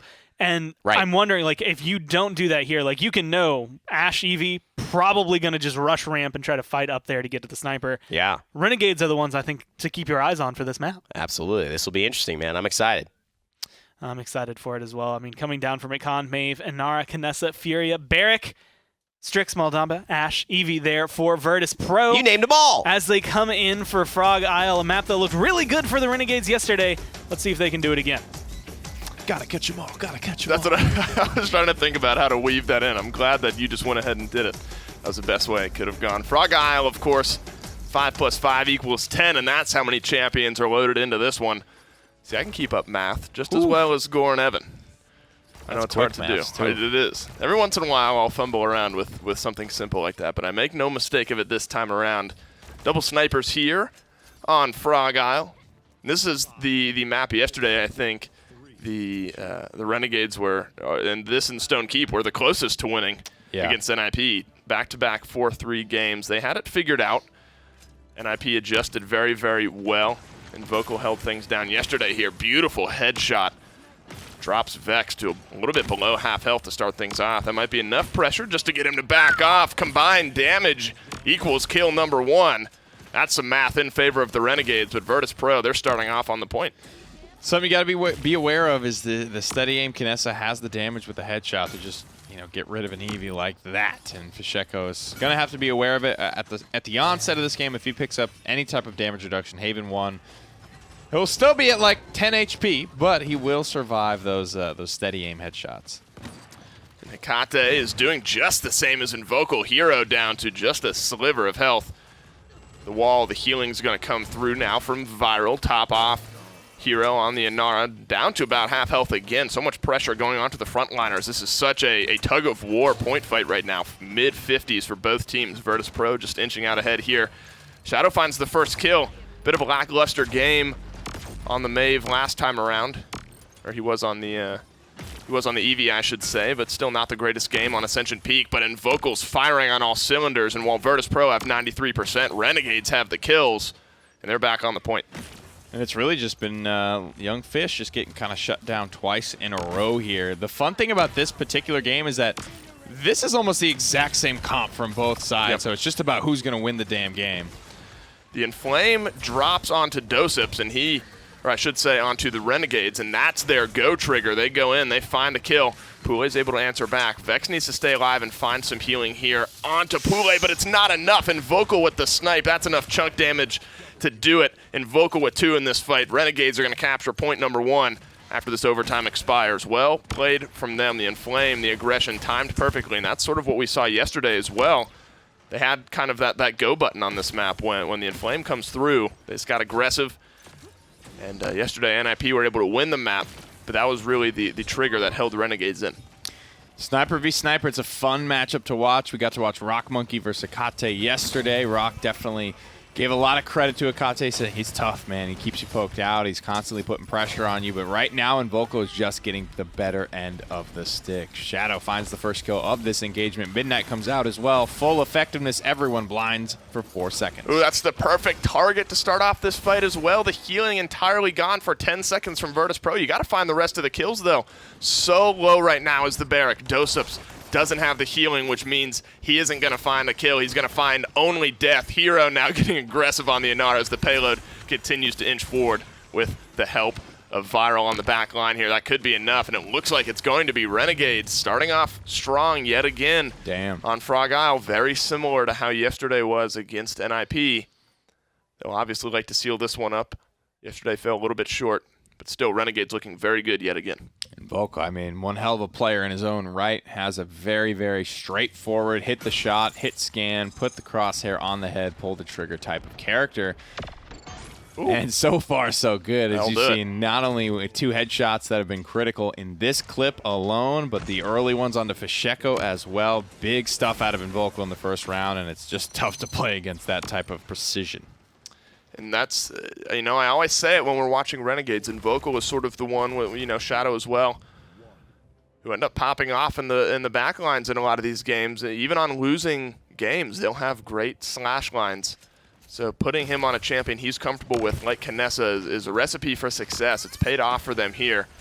Ice Storm comes through from Fasheko. A little bit of chunk damage onto Shadow is going to be good for a kill here. Invocal still just firing away in the back line, but the kills now 1, 2 for Virtus.Pro. Renegades are smart just to back off and regroup. And it's so funny, but all that really took was Hecate hits the first shot onto Invocal, and he's poked out. It's just a couple of seconds. That small window of opportunity is all that Virtus.Pro need to succeed. Obviously, we talked how critical that headshot was onto Fasheko, just deleting him. That doesn't happen either. Nara's going to be able to walk through all of this in flame, through the Dread Serpent, doesn't care.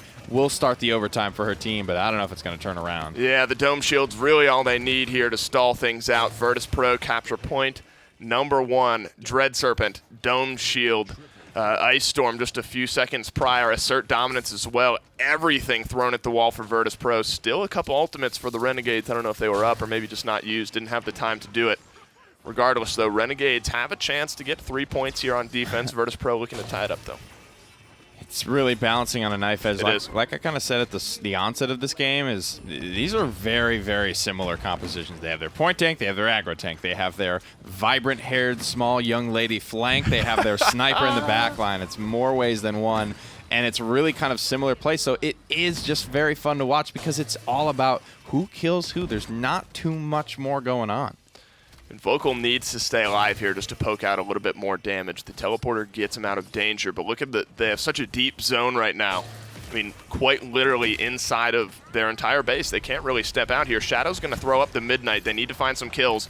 Dosups could be the first one to lose his life. He is maybe buying a little bit of time. Still 1 minute and 20 seconds left, though, so this kill could go entirely in the favor of Renegades, and Virtus.Pro have a chance. They throw a lot at the wall. They get the defensive stand at the moment, though, but now Virtus.Pro can regroup and come back with some ultimates of their own. That's true. Items going to get online for Virtus.Pro as well. Capturing that payload is good for 300 credits, and it's a 300 credit that they will be happy to have. This is when, after you get to that level 2 COT, level 2 Wrecker, things like that, if you really want it at that point, you start to go into resilience, and that's something that might actually be, you know, in the cards for Virtus.Pro. There's a Midnight to mitigate, Seismic Crash to mitigate, Commander's Grab, Impulse throws, the Overpower throw is going to be mitigated by that, so a lot of things going to get value from that item. So nearly a beautiful pick onto Hecate. The shots were good from Invocal. Unfortunately for them, he's able to skate out within an inch of his life and stays alive to find a kill. Invocal and Viral, though, that's 2. Greater than 1 right now. 4v3 right now for Renegades. Poking away a Shadow. The bowling ball shield's going to get Dosups out. Hero's there waiting, though. He might be able to clean that one up, but he's just buying time for the rest of the team to get back in. Vex, the healing is good as well. He doesn't die. The healing completely refills the health bar of Dosups. That might have been just enough to turn this one in favor of Red. Dosups and Barrack, that is a tough nut to crack, man. I don't know. It felt like it felt like Moon may have hit every single one of those knives the entire time as well, but just couldn't bring him down. Those early game numbers, the healing is big, the shielding is still relevant. Tough stuff, but the Renegades wipe the defense clean and really don't use a lot for it. No, they don't. They actually finally ended up killing Dosups, which set everything in motion in that fight. They just needed 1 pick. The numbers advantage was enough. Ultimates would have been overkill. And now Renegades 1 point fight away from winning here on Frog Isle. Virtus.Pro fought back from a similar scoreline. Map number 1 won that one. Won the last map very convincingly on Ascension Peak. And now Renegades back in the driver's seat in this set. Been talking about Invocal on the Kinessa. You cannot forget about Hecate on this Strix. Yeah. Triple kill in that fight. Good for second damage in the game. The sniper battle is real. Essentially mirror image damage-wise. And despite even being 0-2 in the first round, he was still beating Invocal, who was 6-0 at that point. So I'd rather be Invocal in that situation personally, but, you know, it's something. it's got to count for something. Big numbers all around for the snipers in the back line. A 4-1 round, or excuse me, a 5-1 round for Hecate last time around. Midnight closes everyone's eyes for a small amount of time, but Pule still finds the Dawn and grabs the kill. Yeah, the Ice Storm was so valuable from Fasheko. Slowed down Shadow, prevented a lot of that mobility. Dosups as well, adding 1 onto Moonchopper. Make it a double. Both the frontliners are gone now for Renegades. They need to back off and regroup, but they do have the 4-second per tick Virtus.Pro. They win the team fight. That could be enough. They could be pushing here for point number 3. Shadow's going to try to get in and get a touch here. Bouncing back and forth. He's not going to get the chance. Hecate sees to that. Virtus.Pro, they seal up point number 2. They're pushing for 3. Absolutely stonewalled. I think everyone on Virtus.Pro has done a really good job zoning. Hecate specifically making nice rotations to stay involved. That's something that can be difficult on the snipers on Frog Isle because you sit in that window, you poke at what you can, but if you start to win that fight because you're hitting a couple of nice shots, it really isn't enough to just kind of like take your hands off the wheel and hope your teammates finish that fight. I think the best players will start to, rotate around, making sure that they do maintain line of sight on some type of target to continue to stay swaying that fight in their favor. Absolutely, and Hecate has now started to rebound after the hot start from Invocal. Still playing well. Hecate has been hitting the shots as of late, though. What have you done for me lately, says Hecate, and he's doing it right now. Wins the duel 1v1. Invocal now back from the respawn. Very grouped up here, 2 make it out of base. 3 still stuck in base. Hero's finally going to edge his way out there in the back line. Hecate just keeping an eye out for Invocal. Shadow starts things off with a kill onto Pule. Remember, 1.5 minutes left here. They're going to go ahead and throw the Inflame, out as well. This could start snowballing in the wrong direction. Vocal's able to pull it back just a little bit with a snipe here. Hecate is able to stay alive with about half health as well. And Vocal's just trying to use this cover to give himself a little bit of a line of sight. But the riding, the non-dismounts are coming through for Virtus.Pro right now, and they're fully restocked. Looking for the lines of sight, rotating around. Hecate specifically, that's who he's most worried about. Wants to make sure that he's always hitting these fully charged shots to maintain that damage buff. Anytime you see the orange, kapow, comic book looking numbers, that's how you know that that buff is active. Watch out for Dosups. He was just slippery enough to escape death a few times last time around. Shadow's going to pop the Midnight. Daggers are good onto Hecate. If he's able to find Vex as well, this is terrible for Virtus.Pro. Oh, just nearly. If he was able to get around the tree in time, that could have been just enough, but Fasheko peels back to help out his support Hero, though, in the meantime, while the rest of them are trying to help out Vex. Hero's able to drop Dosups. 20 seconds left. Certainly, they'll be able to get back, get the respawns in time before and have one more shot at things. They almost have 5 ultimates ready. Renegades used a lot to buy themselves a little bit of time here. Overpower. Moonchopper has been sort of neither here nor there with that ultimate. Maybe a crucial one on Stone Keep didn't go his direction. Virtus.Pro, they're getting aggressive here. Yeah, this Ashe all the way to the back line, disrupting the support and the sniper, getting the ultimate fully charged as well.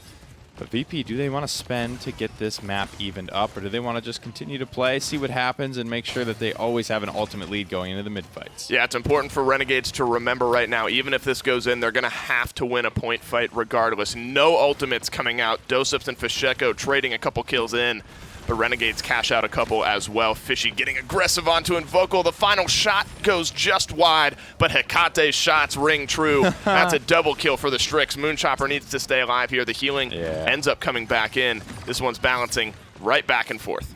I like it. I mean, it is very back and forth, but I think the Renegades should be able to stabilize this. Doe gets pretty rooted, digs his heels, and if this payload moves a millimeter, it's going through. That's so gonna be you it. have to make sure you grab these kills. Poulet's back. No ultimate spent for Virtus.Pro. They want to make sure that they have everything available for the next round. That was close. I mean, Khan versus Strix and Eevee, I think, you know, Fishy does a nice job trying to stall that one out for Hecate, but Khan just has too much staying power. This is a big difference maker if Renegades are able to win this one. I mean, 3-0. We haven't seen the reverse sweep just yet. 2-1, that's still very much within reach. Virtus.Pro looking to avoid that from happening. Won the last 2 point fights. Looking to make it a third here to tie up this game. Renegades another game, or another, potential point fight to win it here with 3 points on the board. The laugh is pretty funny. Yeah, the Damba laugh in slow-mo. It's kind of spooky. It is very spooky. Oh, man. And it pretty much straight up. Frog Isle doesn't have a lot of variance in the way that it starts, like we talked about with Stone Keep. Sometimes you go high, sometimes you go low. It's kind of the same thing, especially when the comps are this mirrored in terms of what they look to accomplish. It's very similar. Sometimes maybe you'd see an Ashe just charge up through that main ramp and ult into the backline on top of the sniper and the support, but we haven't seen any drastic stuff come out. They're starting to throw so much at the wall, though. The Midnight has been Shadow's go trigger. Oh, the Inflame comes out, but right into a good Dread Serpent from Vex.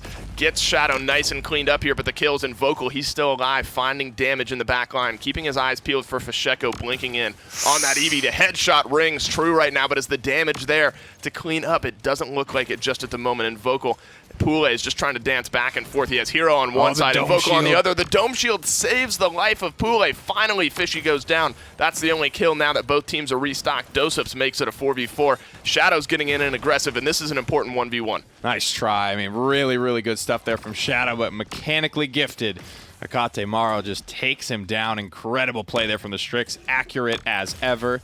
Invocal's doing his best. He's swinging for the fences here in the back line, but he just needs help elsewhere. This is tough. I mean, he's been able to stay alive this entire time up to this point. Oh, he wins that initial trade with Hecate. Things have calmed down for the moment, but Virtus.Pro have 75% on the point. They could tie this game up with a point fight win right here. Poulet starting things off on the right foot with a kill. Onto Hero now. Dosup those drop the shields. Good in the air shot onto Moonchopper. Both the frontliners are gone now for the Renegades. A healer and a couple damage dealers are left. Nobody in range to contest, and Virtus.Pro, they tie up this game with a chance to win. You know, there's so many little moments, and you actually got to see two of what we were talking about earlier. The second Fasheko picks up any type of Haven, he's going to be 99%ed by those headshots instead of flat out killed. He gets caught by 2 of those headshots from Invocal that it just doesn't matter. He just survives them, and he just keeps going in the fight. That's been a big, big difference. Is Fishy just staying alive at all obviously has had a big impact for Virtus.Pro. The fact that he was able to be so easily deleted in the first round was a big boon to the Renegades early, but just like against NIP yesterday, they've struggled to find footing in these later rounds.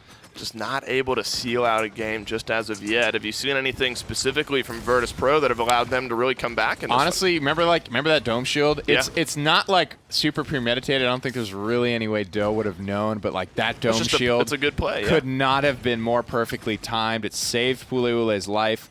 that frontline battle has been going Virtus.Pro's way. I think maybe you're seeing more focus on the front lines from Akati. That's part of why I think he had more damage even though he was dying.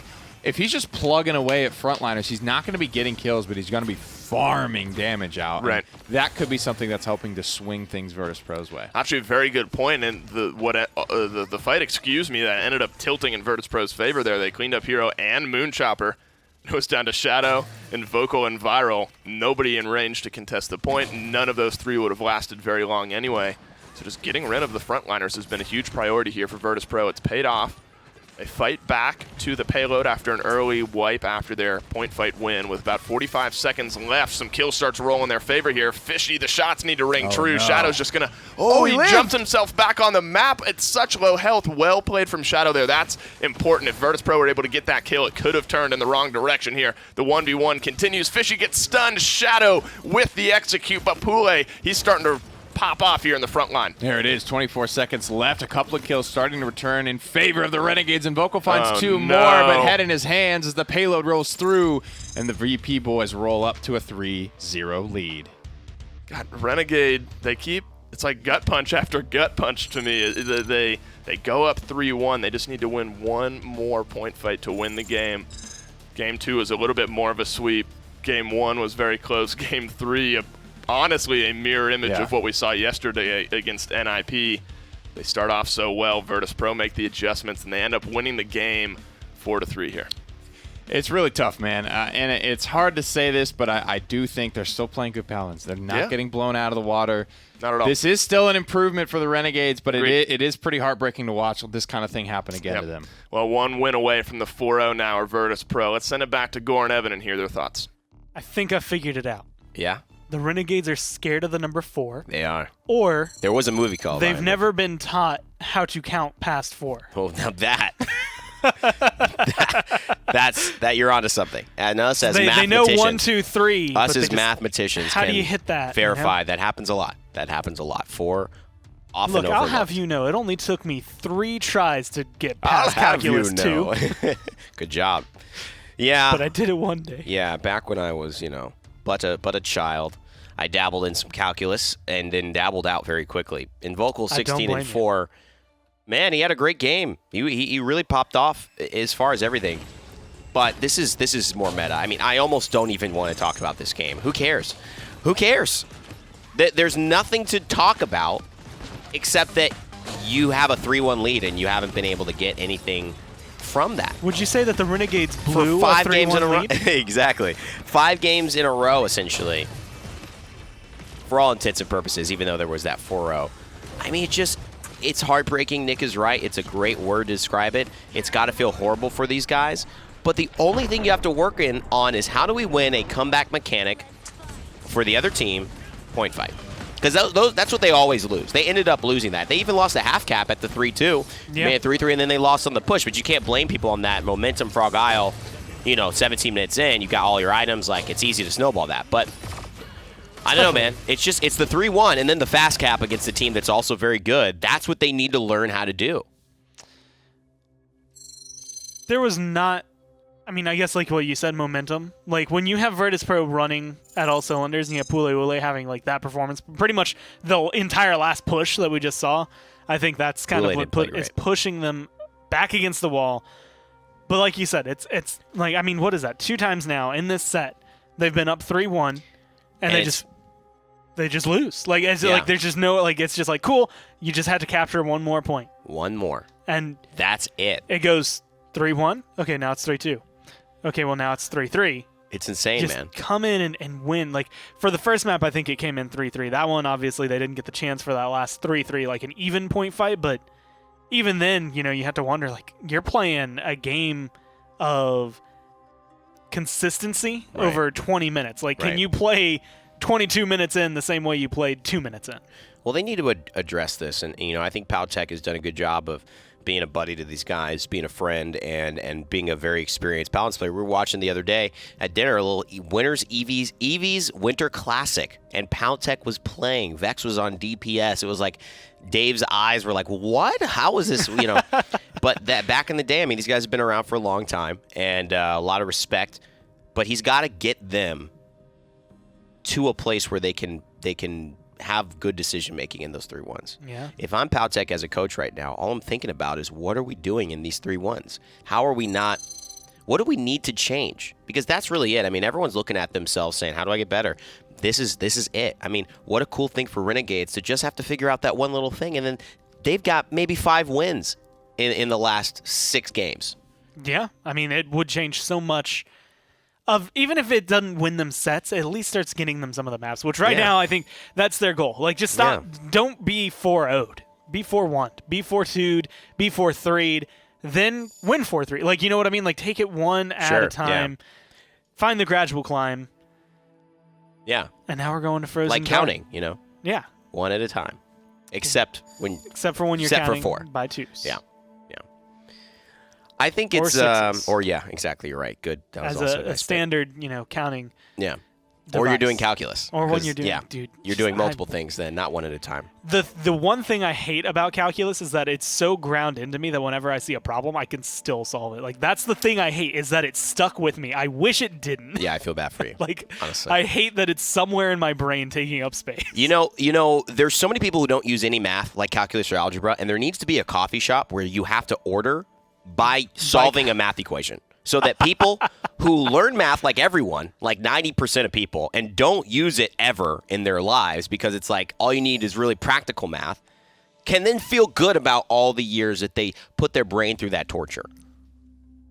But then so you can feel good about it. You're about to get coffee, and you're like, man, do I really want to torture myself for coffee? It's also a great way to save money. You don't have to You got it. It's got to be like it's so good. It's like a thing that's so good. Whether it's coffee that it's free, but you have to solve this really hard equation, or it's delicious bakery, and you can only get it if you can. You know, it has to be a worthwhile thing, so they can feel good about the fact that they know it and everyone else doesn't, and and it can finally matter that you know it. I like the idea that we could take that and, like the GIF where, like, the numbers are coming down. It's like having to do the math. I feel like that was literally Virtus.Pro the entire time. They're sitting there thinking of that last band, just like, do we Atlas? Finally, Atlas is available, though. Who are we banning? I mean, there's really Renegades just try to keep it as what's been happening. I don't think the draft obviously the draft hasn't let them down. They've been 3-1 up in 2 games in a row. They did that all yesterday. Draft's not the problem. They're drafting great. They're making all the right decisions. It takes the wind out of my sails, and it has to have done it for Renegades. Why are we analyzing this if they're going to go 3-1 up and then just, you know what I mean? It's like, this part is fine. I like it. You've nailed the first part. This is it, dude. It's just like... In fact, I would say you've nailed everything. 3/4 of everything they need to. All of it. And it's just that, okay, now win the game part that they That's all they got to do. Every single time. And I wouldn't be surprised if they go for a Mave again, because they like Mave on this map. I wouldn't be surprised if they find themselves up 3-1 again on this map. Yeah. It is just very much whether or not they get a solid draft that they can follow up with either 4-0 or a 4-1. Well, I think you have to also give credit to Virtus.Pro because, if this was, Cuss might get mad at me here, but if this was Pittsburgh on a not good day, let's put it that way, Pittsburgh would have to show up heavy. Otherwise, Renegades might get a win. I mean, luckily, they're going against teams that are playing very well right now. And it's not to say that, Pittsburgh or Kanga or anybody like that haven't had their bad days and great days. They all have. But what you're going up against is Virtus.Pro trying to climb in a very tight 3-4-5. Yeah. And also NIP undefeated. You've got people who are also performing really well. So you can't, get so mad. Like, they're not giving you anything. Renegades simply just have to take the win. And that's what's tough. No one's giving freebies here. Yeah. You just want them to, though. You want Virtus.Pro to just mess up once, and then if you're going to win the set, go ahead, just win it. But let them get a game. Let them get a game. This is just... Well, it's also weird because yesterday what I was thinking, I was like, they get up 3-1. I was like, and if it was any other team, like if it wasn't NIP, sure, they'd be closing these out because they look like a team that could close them out. Right. And they almost do it on that frozen guard. That is, I would say, a throw that would make a Major League Baseball player jealous. But that's a good one. It comes in, and like now they're showing, well, maybe it wasn't NIP being resilient. Maybe it's just we choke. Like maybe it is like we get up 3-1 and then we just can't close a game out. They did have one of those ults yesterday. I think the Damba ult from I think it was the last map. There's Yeah, that's part of it. There is a bit of a throw side to it, and I know because I've thrown many times in gaming. It sucks. It almost feels worse than just losing outright. Is when like I'm in control and then I made the mistake that ruined the game. They didn't do something better. It's way better to be in control and have that mentality because then you could fix what went wrong. You know that if you do the right thing, like my man Spike Lee said, you can go ahead and get the W. It's up to you. It's not somebody else controlling your fate.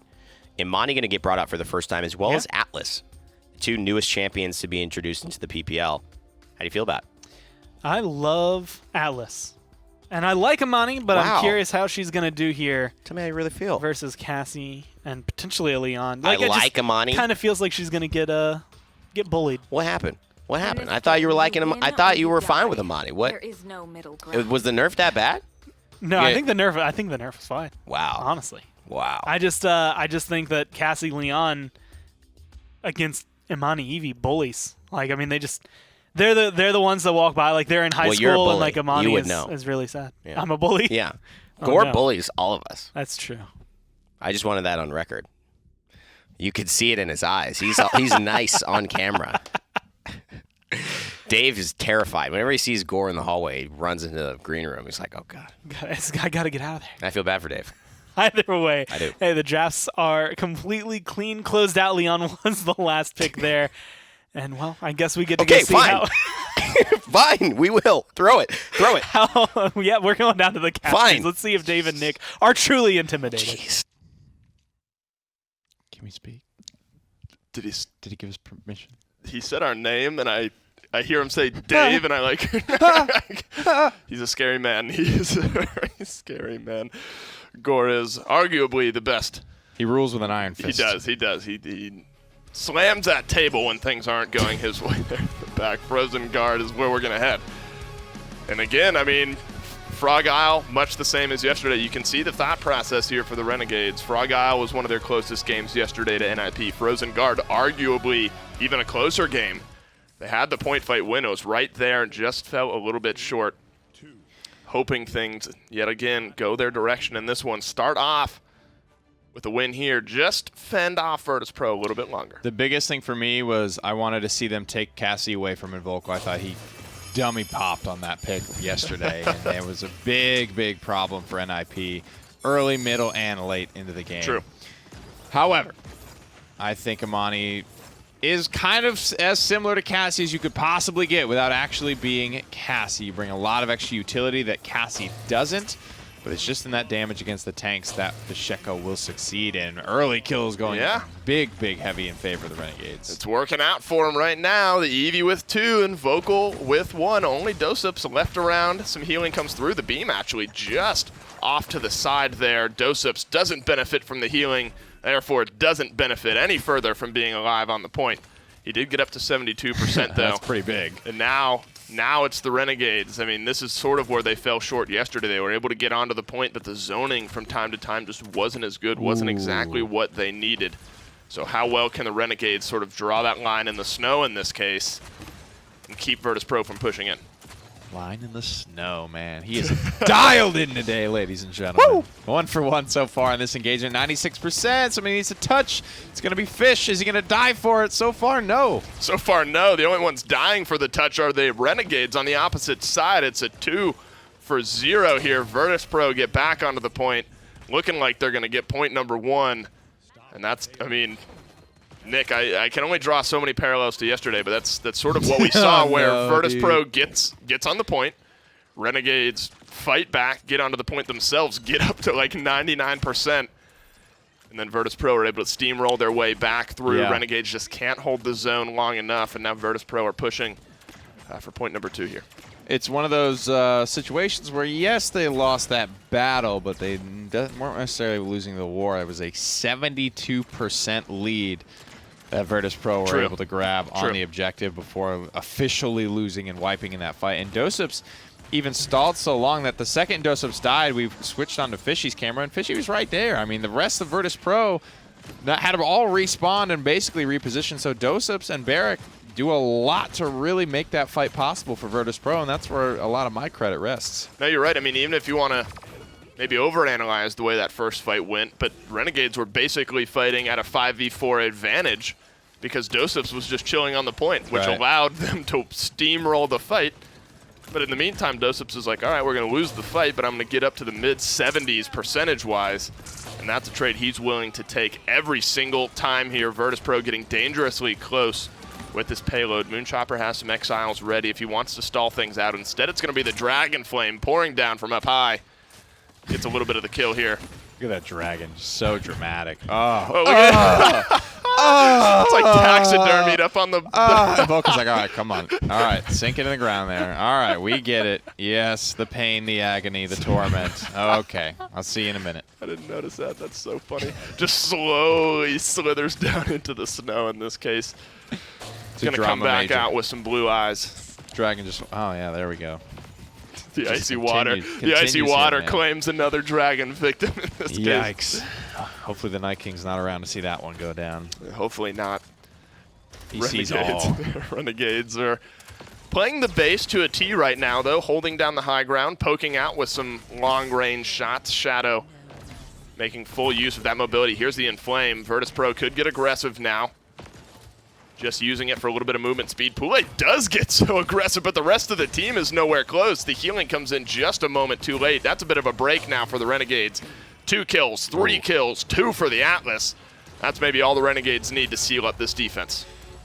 Yeah, and there wasn't a whole lot of converting going on. There was, I believe, only actually 1 conversion in that game between the Renegades and NIP on Frozen Guard. So pretty tough map to collapse on, to get pushed through.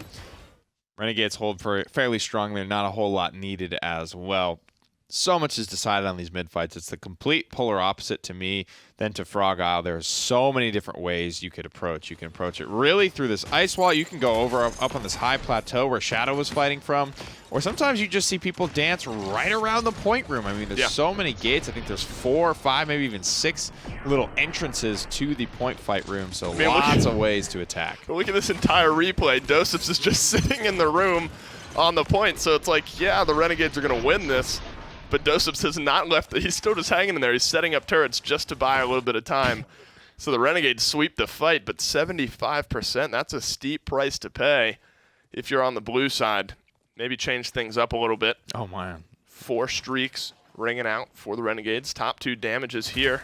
Both the dismounts coming in at the same time. He's not going to want to take that 1v1. The final shot goes just wide, but he still has another chance here if he's able to get him from around this frozen bush. He does not need to. It's Doseps. He pops up. He's still on the point, and the kills this time, they're all red. Yeah, nobody on the objective at the moment, but you can see Doseps and Vex burning movement abilities to get back there. That is how important the objective is to Virtus.Pro. Yesterday, they really prioritized Inara a ton. Today, it is all Barrack. It is entire, and it's been interesting, especially given the buffs that Barrack had in this most recent patch, I should say, just the changes. But he hasn't been like overwhelming. I know some were worried with how Barrack would potentially be seated. He's still been, I would say, sort of prioritized in a very similar spot. Dome Shield's in a great spot here from Doseps, just holding off this entire choke point. Nobody's in range from Renegades. 2-1 now over to VP. That's an NIP Dome Shield right there, man. That's the type of aggression you'd expect to see from them. So I like to see Virtus.Pro.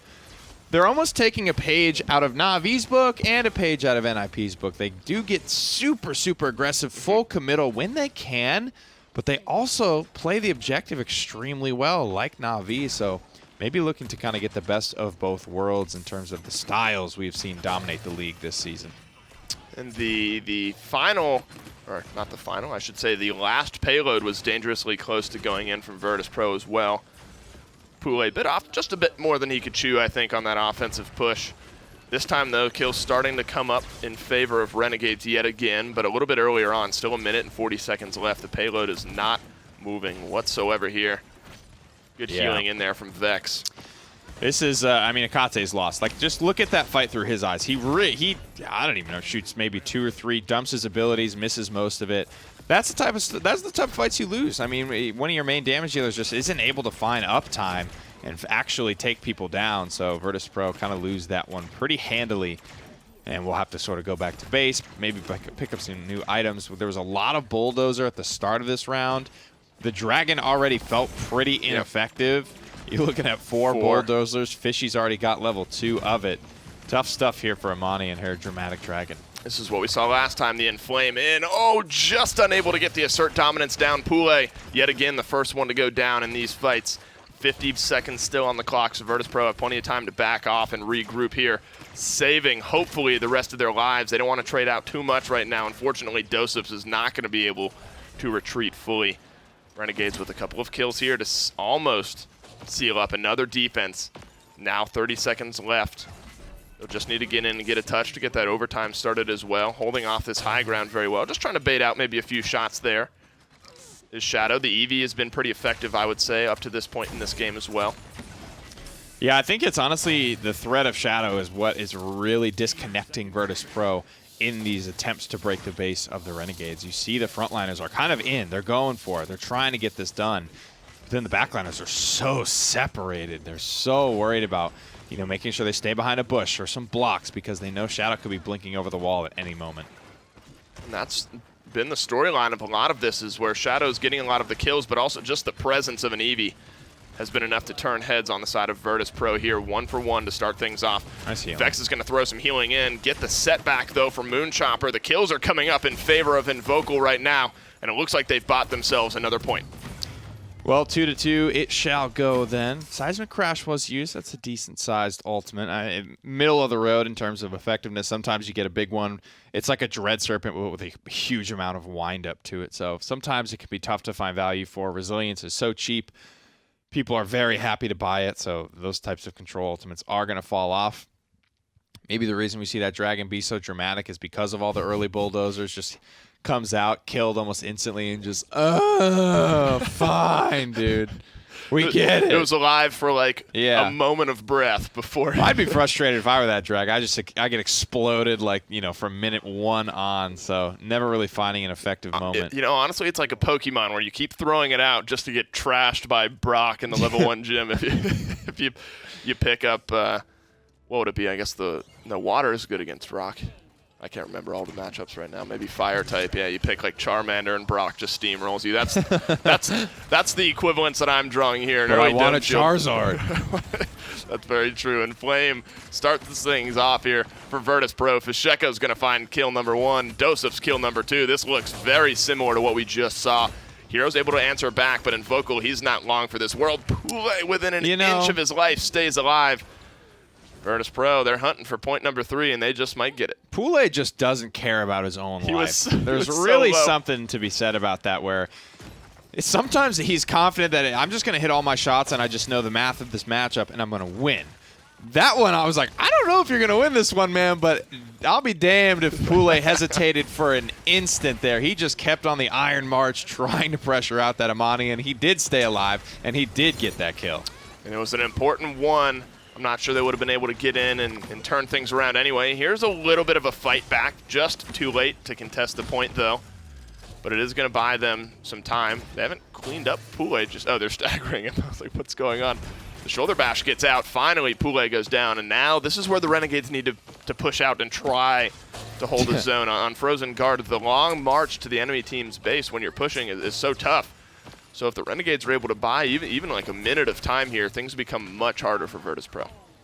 And this is that situation that I brought up on the desk after that Frozen Guard game yesterday of like cap, fail, 3-3. I'm like, I hate those moments as the team that has capped every payload the entire way, because I'm like, what are they about to do, man? We're going to have to adjust on the fly. They're going to do something. There's no way they just roll over and do the same thing over and over again. This is that moment brewing once again for the Renegades, unless it gets converted here. And it might. We haven't seen Virtus.Pro go all in with ultimates on this offense.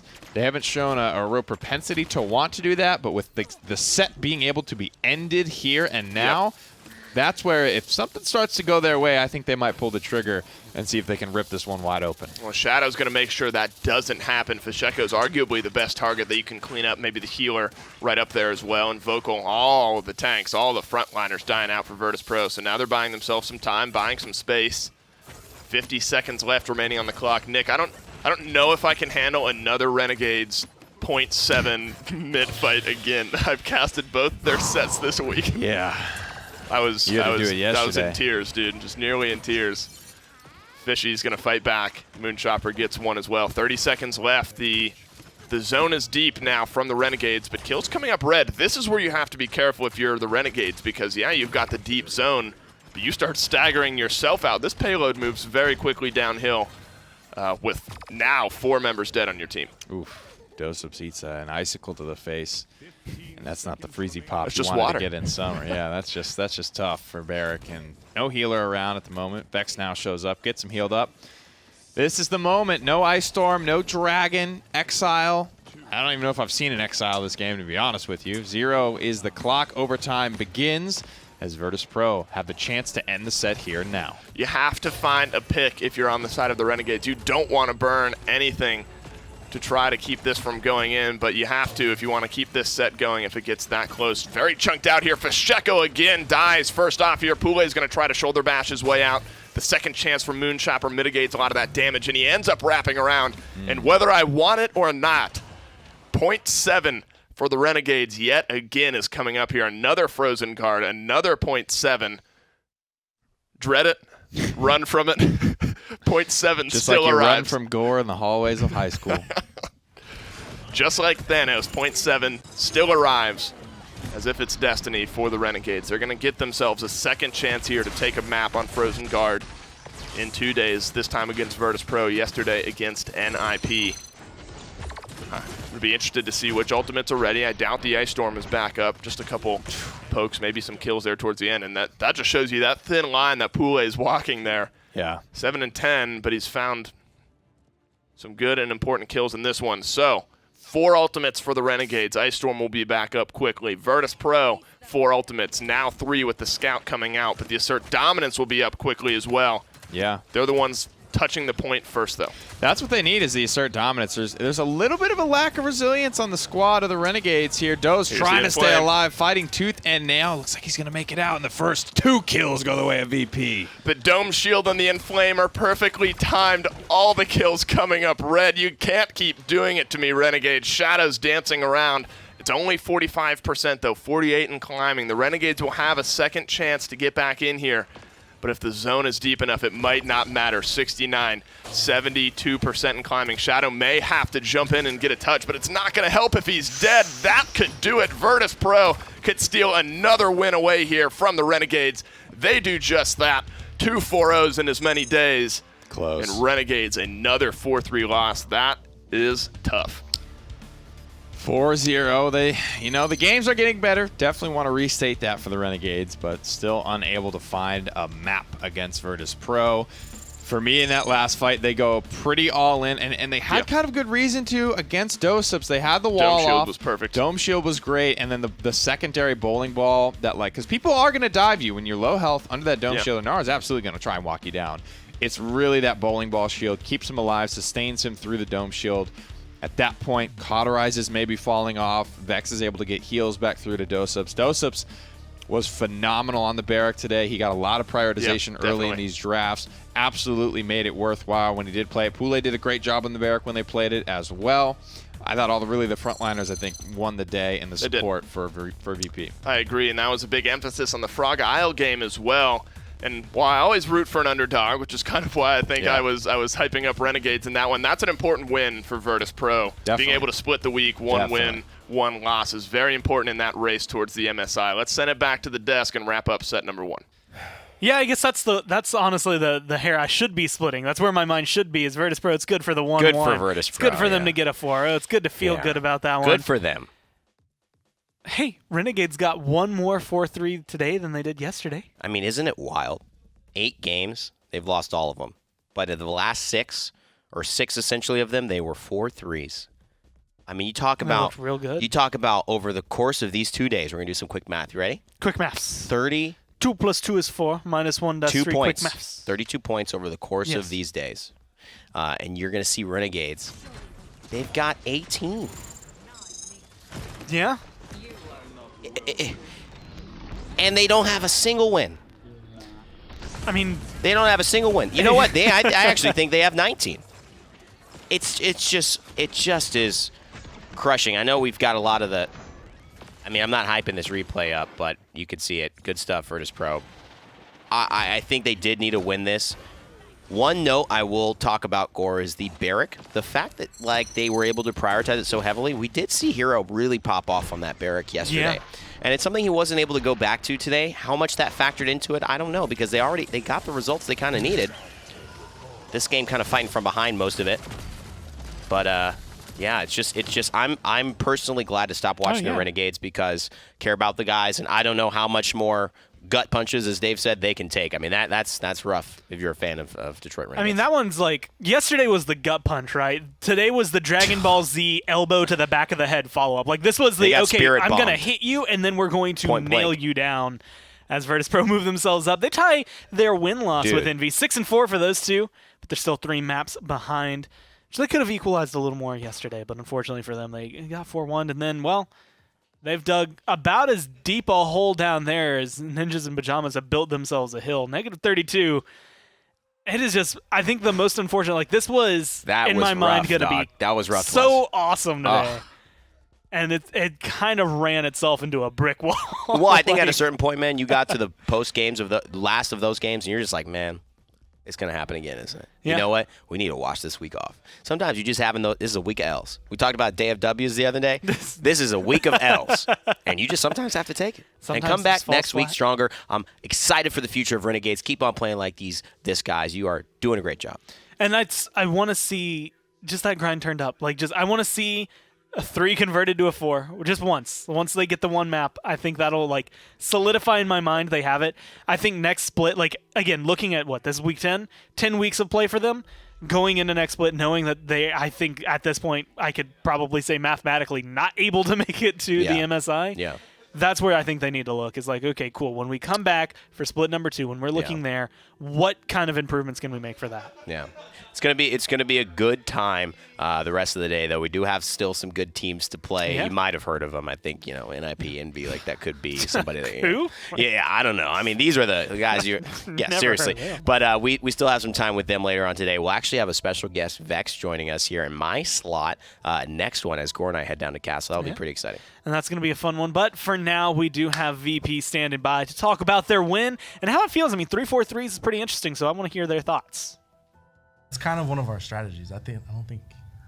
Thank you, guys. Down here with Doe and Nakate, of course. Go down 1-3. Go down 1-3. That's the strategy. I haven't getting his questions answered here. If we could just have silence though from the desk for right now, we're gonna go ahead and get this interview started here with 2 of our favorite VP members. Real quick, obviously playing a little bit of Leon today, Akate. I just wanted to get your thoughts on her. How does she feel after the nerfs? Definitely, it's not the same as before. The only thing that you need to do if you keep playing with the legendary of the Bulls, I don't remember the name. Just don't spam it. You need to be sure that you want to kill the target or is the right target to Eminence, Because back in the days, you just spam it to tanks or whatever and it's fine. But right now, you need to kill the target to actually get some value on that legendary. And playing precision, I don't like it, so I just keep using my old loadout. Okay, fair enough. Dosips, for you, Frozen Guard, you lose that first point fighting mid, but you've captured 72% at that point. Yeah. Is that something you decide that you're going to do? You're going to make that iron stand before you get to the objective? Or is that something you're just like, this fight's not going so hot. I'm just going to camp out here and see what we can get? Sometimes I'm feeling brave and I'll just throw down the old 1v4 and die. But, you kind of just try to be hard to kill and get as many points as you can, make them work to kill you, and your team gets to come back. Yeah. I kind of want a final question to sort of touch on the Renegades almost, in that they've had 2 4-0s, or 2 0-4s, I should say, but both sets seemingly a lot closer than maybe they have been in the past. What do you see differently playing against the Renegades now that they didn't necessarily bring earlier on? I think all the teams are improving a lot. So, NIP is up there, but almost every team is within 1 or 2 deviations of each other. So the games are close. They're all improving. Tolkien's been stepping up. Yeah, but Heroes. Definitely the first Renegade that we play and this Renegade is totally different. They are really good right now. They were a threat today. Absolutely, and looking like a threat maybe moving forward. I appreciate it, guys. Congrats on the win. We're going to send it to a quick break, but when we come back, we got Envy, we got NIP. Brought to you by Evil Mojo, Hi-Res Studios, INAP, Respawn, SteelSeries, Alienware, and Skillshot.